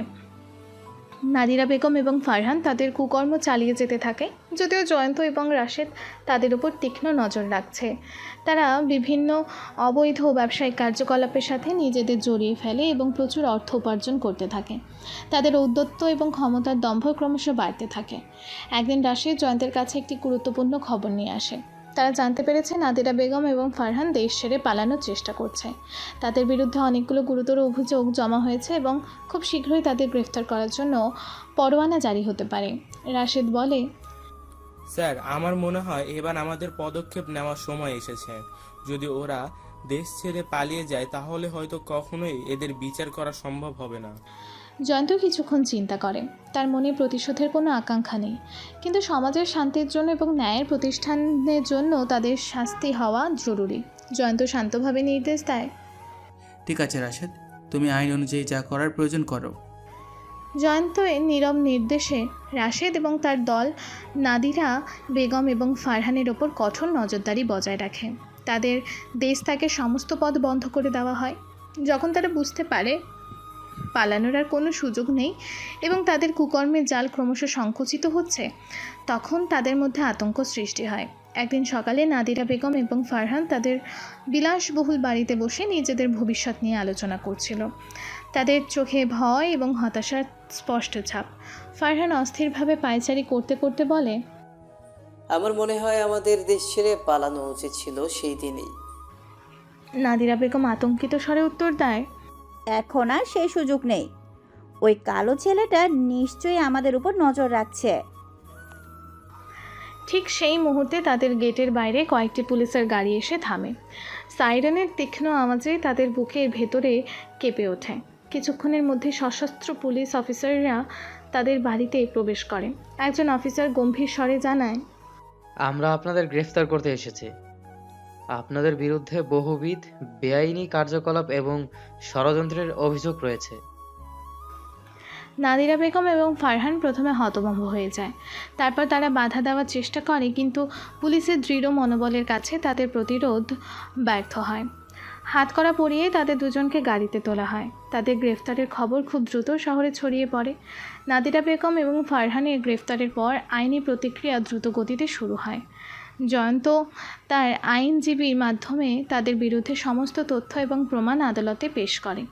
রাশেদের দল কর্তৃক সংগৃহীত বিস্তারিত ফাইল, যেখানে তাদের পুরনো দুর্নীতি, অবৈধ সম্পত্তি, ঘুষ লেনদেন এবং জয়ন্তের ব্যবসার ক্ষতি করা ষড়যন্ত্রের সমস্ত বিবরণ ছিল, আদালতে দাখিল করা হয়। এই চাঞ্চল্যকর গ্রেফতার এবং আদালতে পেশ করা অভিযোগের বিস্তারিত বিবরণ সংবাদ মাধ্যমে প্রচারিত হলে সমাজে ব্যাপক আলোড়ন সৃষ্টি হয়। বহু মানুষ জয়ন্তের সাহসী পদক্ষেপের প্রশংসা করে এবং আশা প্রকাশ করে যে অবশেষে ন্যায় বিচার প্রতিষ্ঠিত হবে। সাধারণ মানুষ রাস্তায় নেমে এসে আনন্দ মিছিল করে এবং অপরাধীদের দৃষ্টান্তমূলক শাস্তির দাবি জানায়। আদালতে শুনানি শুরু হয়। জয়ন্ত এবং তার আইনজীবী অত্যন্ত দক্ষতার সাথে তাদের মামলা পরিচালনা করেন। তারা একের পর এক প্রমাণ আদালতে উপস্থাপন করেন, যা নাদিরা বেগম এবং ফারহানের অপরাধ প্রমাণে সহায়ক হয়। নাদিরা বেগম এবং ফারহান তাদের ক্ষমতা এবং অর্থের প্রভাব খাটিয়ে আইনি প্রক্রিয়াকে বিলম্বিত করার চেষ্টা করে। তারা বিভিন্ন প্রভাবশালী আইনজীবী নিয়োগ করে এবং মিথ্যা সাক্ষ্য দেওয়ার জন্য কিছু লোককে টাকা দেয়, কিন্তু জয়ন্তের পক্ষের আইনজীবীরা তাদের সমস্ত প্রচেষ্টা ব্যর্থ করে দেয়। এই গুরুত্বপূর্ণ শুনানিতেই ইব্রাহিম সাহেব হুইল চেয়ারে করে আদালতে আসেন। তার শারীরিক দুর্বলতা সত্ত্বেও তিনি দৃঢ় মনোবল নিয়ে সাক্ষ্য দেন। তিনি তার ভুল স্বীকার করেন এবং জয়ন্তের প্রতি তার পূর্ণ সমর্থন জানান। তার আবেগপূর্ণ সাক্ষ্য আদালতের পরিবেশকে ভারী করে তোলে এবং নাদিরা বেগম ও ফারহানের বিরুদ্ধে জামানত আরও শক্তিশালী হয়। আমি আমার ভুল বুঝতে পেরেছি জয়ন্ত। একজন সৎ এবং পরিশ্রমী ছেলে নাদিরা এবং ফারহান তাদের লোভ এবং বিদ্বেষের কারণে তাদের জীবন নষ্ট করার চেষ্টা করেছে। আমি চাই তারা তাদের কুকর্মের উপযুক্ত শাস্তি পাক। ইব্রাহিম সাহেবের কণ্ঠ দৃঢ় ছিল। যদিও তিনি শারীরিকভাবে দুর্বল ছিলেন, সুমা সবসময় জয়ন্তের পাশে থাকে। আইনি লড়াইয়ে তাকে মানসিক শক্তি যোগায়। তাদের দুজনের মধ্যে ভালোবাসা এবং বোঝাপড়া আরও গভীর হয়। তারা একে অপরের হাতে হাত রেখে ন্যায় বিচারের জন্য অপেক্ষা করে। দীর্ঘ শুনানি এবং উভয় পক্ষের যুক্তিতর্কের পর আদালতের রায় ঘোষণার দিন ধার্য হয়। সারা দেশের মানুষ অধীর আগ্রহে সেই রায়ের জন্য অপেক্ষা করতে থাকে। সংবাদ মাধ্যমের কর্মীরা আদালত চত্বরে ভিড় করে। রায় ঘোষণার সময় আদালতের পরিবেশ থমথমে হয়ে ওঠে। বিচারক ধীরে ধীরে নাদিরা বেগম এবং ফারহানের বিরুদ্ধে আনা অভিযোগগুলো পাঠ করেন এবং তাদের অপরাধের গুরুত্ব বিবেচনা করে রায় ঘোষণা করেন। আদালত এই সিদ্ধান্তে উপনীত হয়েছে যে অভিযুক্ত নাদিরা বেগম এবং ফারহানের বিরুদ্ধে আনা সমস্ত অভিযোগ সন্দেহাতীতভাবে প্রমাণিত হয়েছে। তাদের বেআইনি কার্যকলাপ, ষড়যন্ত্র এবং অন্যের জীবন নষ্ট করার চেষ্টার জন্য আদালত তাদের দীর্ঘ কারাদণ্ড প্রদান করছে। রায়ের ঘোষণা শুনে আদালত কক্ষে উপস্থিত সকলে স্বস্তির নিঃশ্বাস ফেলে। জয়ন্ত এবং সোমা একে অপরের দিকে তাকিয়ে মৃদু হাসে। অবশেষে ন্যায়ের জয় হয়েছে। ইব্রাহিম সাহেবের চোখে আনন্দশ্রু দেখা যায়। নাদিরা বেগম এবং ফারহান তাদের কৃতকর্মের জন্য উপযুক্ত শাস্তি পায়। তাদের দীর্ঘ কারাদণ্ড সমাজের কাছে এক দৃষ্টান্ত স্থাপন করে। অপরাধী যতই শক্তিশালী হোক না কেন, আইনের হাত থেকে রেহাই পাওয়া যায় না। তাদের গ্রেফতার এবং শাস্তির পর জয়ন্ত এবং তার পরিবারের ওপর দীর্ঘদিনের চেপে থাকা কালো মেঘ সরে যায়। শহরে শান্তি ফিরে আসে এবং মানুষ আবারও নতুন করে স্বপ্ন দেখতে শুরু করে। জয়ন্ত এবং সোমা তাদের নতুন জীবন শুরু করে। তাদের ভালোবাসা সময়ের পরীক্ষায় উত্তীর্ণ হয় এবং তারা একে অপরের জীবনসঙ্গী হিসেবে পথ চলার সিদ্ধান্ত নেয়। তাদের বিয়ে হয় এক সুন্দর এবং অনাড়ম্বর অনুষ্ঠানে, যেখানে তাদের পরিবারের সদস্য এবং ঘনিষ্ঠ বন্ধুরা উপস্থিত ছিলেন। ইব্রাহিম সাহেব নিজের হাতে তাদের আশীর্বাদ করেন। সারাদিনের ব্যস্ততা আর অতিথিদের আনাগোনা শেষে অবশেষে নীরবতা নেমে আসে নব দম্পতির কক্ষে। নরম আলোয় ঝলমল করছে ঘর। সুগন্ধি ফুলের মিষ্টি সৌরভে বাতাস ভারী। সাদা চাদরের ভাঁজে গোলাপের পাপড়ির বিছানা। জয়ন্ত ধীরে ধীরে সুমার গালে হাত রাখে। নববধূর সাজে সুমা স্নিগ্ধ জ্যোৎস্নার মতো দেখাচ্ছে। লাল বেনারসি, গা ভর্তি সোনার গয়না আর হালকা মেকআপে তার সৌন্দর্য যেন আরও কয়েকগুণ বেড়ে গেছে। তার চোখে একরাশ লজ্জা আর ভালোবাসার দ্যুতি। ঘরের দরজার ওপাশে তখনও কিছু মৃদু গুঞ্জন শোনা যাচ্ছে। বিদায়বেলায় সুর। জয়ন্ত ধীরে ধীরে দরজা বন্ধ করে এগিয়ে আসে তার জীবনের নতুন অধ্যায়ের দিকে। তার চোখে মুখে আজ অন্যরকম এক প্রশান্তি, এক গভীর তৃপ্তি। দীর্ঘদিনের স্বপ্ন আজ সত্যি হতে চলেছে। সোমা খাটের এক কিনারে ঘোমটা টেনে বসে আছে। তার বুকের ভেতরে মৃদু কম্পন অনুভব হচ্ছে। কতদিনের অপেক্ষা, কত না পাওয়ার বেদনা শেষে আজ এই শুভালগ্ন। জয়ন্ত আলতো পায়ে এগিয়ে এসে খাটের পাশে দাঁড়ায়। তার দৃষ্টি সোমার ঘোমটার আড়ালে ঢাকা মুখটির উপর স্থির। এক গভীর ভালো লাগা তার হৃদয় পূর্ণ করে তোলে। সোমা? জয়ন্তর কণ্ঠস্বর সামান্য কাঁপা, যেন বহু যুগ পর কোনো কাঙ্ক্ষিত ডাক উচ্চারিত হলো। সোমা আলতো করে ঘোমটা সরিয়ে মুখ তোলে। তাদের চোখাচোখি হয়। সেই প্রথম দিনের দ্বিধা, সে কঠিন সময়ের অবলম্বন, সেই বন্ধুর পথ, সব যেন এক মুহূর্তে তাদের চোখের তারায় ভেসে ওঠে। আজ তাদের সম্পর্কের নতুন পূর্ণতা। জয়ন্ত ধীরে ধীরে সোমার পাশে বসে। তাদের মধ্যে কিছুক্ষণের জন্য নীরবতা বিরাজ করে, যেই নীরবতা হাজারো না বলা কথা বহন করে। অবশেষে জয়ন্ত আলতো হাতে সোমার ডান হাতটি ধরে। তার স্পর্শে সোমা সামান্য কেঁপে ওঠে। তোমাকে আজ সত্যি খুব সুন্দর লাগছে সোমা। জয়ন্তর কণ্ঠস্বর গভীর ভালোবাসায় পূর্ণ। সোমা লজ্জায় চোখ নামিয়ে নেয়। তার ঠোঁটের কোণে মৃদু হাসি। সোমা অস্ফুট স্বরে বলে, তুমিও। জয়ন্ত তার অন্য হাত দিয়ে সোমার চিবুক স্পর্শ করে আলতো করে মুখটি ওপরে তোলে। তাদের চোখ আবারও মিলিত হয়। এই চাহনিতে শুধু ভালোবাসা নয়, রয়েছে গভীর বিশ্বাস আর নির্ভরতা। তুমি যদি সেদিন তোমার নষ্ট গাড়ি নিয়ে আমার ওয়ার্কশপে না আসতে, তাহলে হয়তো আজ আমি এই পর্যন্ত আসতে পারতাম না। আমাদের পথটা সহজ ছিল না। অনেক বাধা, অনেক কষ্ট পেরিয়ে আজ আমরা এখানে এসেছি। জয়ন্তর কণ্ঠস্বর আবেগপূর্ণ। কিন্তু আমরা তো সব সময় একে অপরের পাশে ছিলাম জয়ন্ত, সেটা তো সবচেয়ে বড় কথা। সোমার উত্তরে দৃঢ়তা। জয়ন্ত ধীরে ধীরে সোমার মুখের কাছে ঝুঁকে আসে। তাদের নিঃশ্বাস একে অপরের স্পর্শ অনুভব করে। সোমা চোখ বন্ধ করে। সেই প্রথম স্পর্শের আকাঙ্ক্ষা, বহুদিনের লালিত স্বপ্ন আজ সত্যি হতে চলেছে। তাদের ঠোঁট আলতো করে একে অপরের সাথে মেশে। এক গভীর স্নিগ্ধ চুম্বন, যেন দুটি তৃষ্ণার্ত হৃদয় অবশেষে খুঁজে পেল তাদের অমৃতের উৎস। সেই চুম্বনে মিশে থাকে দিনের ক্লান্তি, অপেক্ষার বেদনা আর অনন্ত ভালোবাসার প্রতিশ্রুতি। ধীরে ধীরে চুম্বন গভীর হয়। জয়ন্ত তার এক হাত দিয়ে সোমার কোমর জড়িয়ে ধরে আরও কাছে টেনে নেয়। সুমাও তার বাহু জয়ন্তর গলা জড়িয়ে ধরে। তাদের শরীরের প্রতিটি স্পর্শও যেন এক নতুন অনুভূতির জন্ম দেয়। কিছুক্ষণ পর তারা ধীরে ধীরে একে অপরের থেকে সরে আসে। সুমার মুখ লজ্জায় লাল হয়ে উঠেছে, তার চোখের পাতা সামান্য ভেজা। জয়ন্ত তার কপালে আলতো করে চুমু খায়। আমি তোমাকে খুব ভালোবাসি সুমা। জয়ন্তর কণ্ঠস্বর গভীর ভালোবাসায় আপ্লুত। আমিও তোমাকে খুব ভালোবাসি জয়ন্ত। সুমা ফিসফিস করে উত্তর দেয়। জয়ন্ত আলতো হাতে সুমার গলার সোনার হাতটি খুলে রাখে, তারপর ধীরে ধীরে তার মুখের ঘোমটা সরিয়ে দেয়। মুক্ত চাঁদের মতো সুমার মুখ তার সামনে উন্মোচিত হয়। জয়ন্ত মুগ্ধ হয়ে তার দিকে তাকিয়ে থাকে। তুমি কি জানো সুমা, প্রথম যেদিন আমি তোমায় দেখেছিলাম সেদিনই আমার মনে হয়েছিল তুমি আমার জীবনের আলো। জয়ন্তর কণ্ঠস্বর প্রেমময়। সুমা হাসে। আর আমার মনে হয়েছিল তুমি সেই মানুষ যার হাত ধরে আমি সব অন্ধকার পেরিয়ে যেতে পারবো। জয়ন্ত তার হাত ধরে নিজের বুকের কাছে টেনে নেয়। তাদের হৃদস্পন্দন একই তালে বাজে। আজ থেকে আমরা এক সুমা। জীবনের প্রতিটি পথে, প্রতিটি স্বপ্নে আমি তোমার পাশে থাকবো। জয়ন্তর অঙ্গীকার দৃঢ়। আর আমিও সব সময় তোমার সাথে থাকবো জয়ন্ত, তোমার সুখে তোমার দুঃখে সব সময়। সুমার চোখে অনন্ত ভালোবাসার প্রতিজ্ঞা। জয়ন্ত ধীরে ধীরে সুমার কানের কাছে মুখ নিয়ে যায়। তার উষ্ণ নিঃশ্বাস সুমার শরীরে শিহরণ জাগায়। তোমার কণ্ঠস্বর আমার কাছে সঙ্গীতের মতো সুমা। জয়ন্ত ফিসফিস করে বলে। সুমা লজ্জায় মুখ লুকায়। জয়ন্ত আলতো করে তার চিবুক ধরে মুখটি উপরে তোলে। আমার দিকে তাকাও, আমার চোখে দেখো কতটা ভালোবাসা তোমার জন্য জমে আছে। সুমা ধীরে ধীরে চোখ তোলে। জয়ন্তর গভীর কালো চোখের দিকে তাকিয়ে সে যেন হারিয়ে যায় এক অনন্ত ভালোবাসার সাগরে। তাদের ঠোঁট আবারও মিলিত হয়। এই চুম্বন আরও গভীর, আরও আবেগপূর্ণ, যেন দুটি আত্মা এক হয়ে মিশে যায় এক অখণ্ড ভালোবাসার বন্ধনে। ধীরে ধীরে রাতের নীরবতা আরও গভীর হয়, আর তারা হারিয়েও যায় অন্য এক জগতে।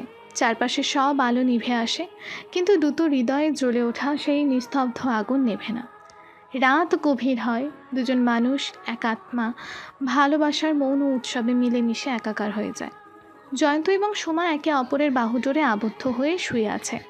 তাদের চোখে ভবিষ্যতের স্বপ্ন, হৃদয়ে অনন্ত ভালোবাসার অঙ্গীকার। আমরা একটা সুন্দর জীবন গড়ব সুমা, যেখানে থাকবে শুধু ভালোবাসার সুখ। জয়ন্ত সুমার কপালে চুমু খেয়ে বলে। সুমা আবদারে সুরে জিজ্ঞাসা করে, হ্যাঁ জয়ন্ত, আর সেই জীবনে তুমি সব সময় আমার পাশে থাকবে তো? আমি সব সময় তোমার সাথেই থাকবো, আমার শেষ নিঃশ্বাস পর্যন্ত। জয়ন্তর উত্তর দৃঢ়। তাদের কথোপকথন চলতে থাকে গভীর রাত পর্যন্ত। তারা তাদের স্বপ্ন, তাদের আশা, তাদের ভালোবাসার কথা একে অপরের সাথে ভাগ করে নেয়। তাদের প্রতিটি কথা যেন এক একটি ভালোবাসার কবিতা। একসময় ক্লান্ত দু চোখ ঘুমের রাজ্যে ঢলে পড়ে। জয়ন্ত আলতো করে সুমাকে বুকের সাথে জড়িয়ে ধরে। তাদের নিঃশ্বাস প্রশ্বাসের শব্দে ভরে ওঠে নীরব রাত। ভোরের আলো যখন ধীরে ধীরে ঘরের অন্ধকার দূর করে, তখন জয়ন্তর ঘুম ভাঙে। সে দেখে সুমা তার বুকের ওপর শান্তভাবে ঘুমিয়ে আছে। তার মুখের স্নিগ্ধতা জয়ন্তর হৃদয় জুড়িয়ে দেয়। আলতো করে সুমার কপালে চুমু খায় জয়ন্ত। তার মনে আজ এক নতুন উপলব্ধি। শুধু ব্যবসায়িক সাফল্য নয়, ভালোবাসার পূর্ণতায় জীবনের আসল সার্থকতা। ধীরে ধীরে সুমারও ঘুম ভাঙে। সে চোখ খুলে জয়ন্তর মুখের দিকে তাকায়। তাদের চোখে চোখ পড়তেই এক মিষ্টি হাসি তাদের ঠোঁটে ফুটে ওঠে। জয়ন্ত ভালোবাসার সুরে বলে, শুভ সকাল আমার জীবন সঙ্গিনী। শুভ সকাল আমার ভালোবাসার মানুষ। সুমাও একই সুরে উত্তর দেয়। তারা একে অপরের দিকে তাকিয়ে থাকে। তাদের চোখে শুধু ভালোবাসা আর আগামী দিনের সুন্দর ভবিষ্যতের স্বপ্ন। তাদের মিলন রাতের প্রতিটি মুহূর্ত তাদের হৃদয়ে অনন্ত ভালোবাসার সাক্ষী হয়ে থাকবে। তাদের পথ চলা শুরু হলো এক নতুন আলোয়, যেখানে প্রেম আর বিশ্বাস তাদের দিক নির্দেশনা করবে। 6 মাস পর জয়ন্ত এবং সুমা একসাথে তাদের ব্যবসায়িক এবং সামাজিক উন্নয়নমূলক কাজ আরও এগিয়ে নিয়ে যায়। জয়ন্তের কোম্পানি দেশের অর্থনীতিতে গুরুত্বপূর্ণ ভূমিকা রাখে এবং বহু মানুষের জীবনযাত্রার মান উন্নত করে। জয়ন্ত শুধু একজন সফল ব্যবসায়ী হিসেবেই নয়, একজন মানবিক এবং ন্যায়পরায়ণ মানুষ হিসেবেও সমাজে সম্মানিত হয়। তার কর্ম এবং আদর্শ বহু মানুষকে অনুপ্রাণিতও করে।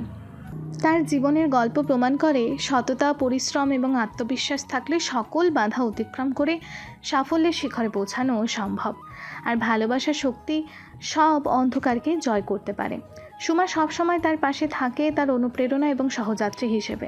তাদের সুখী এবং সমৃদ্ধ জীবন অন্যদের জন্য এক উজ্জ্বল দৃষ্টান্ত স্থাপন করে।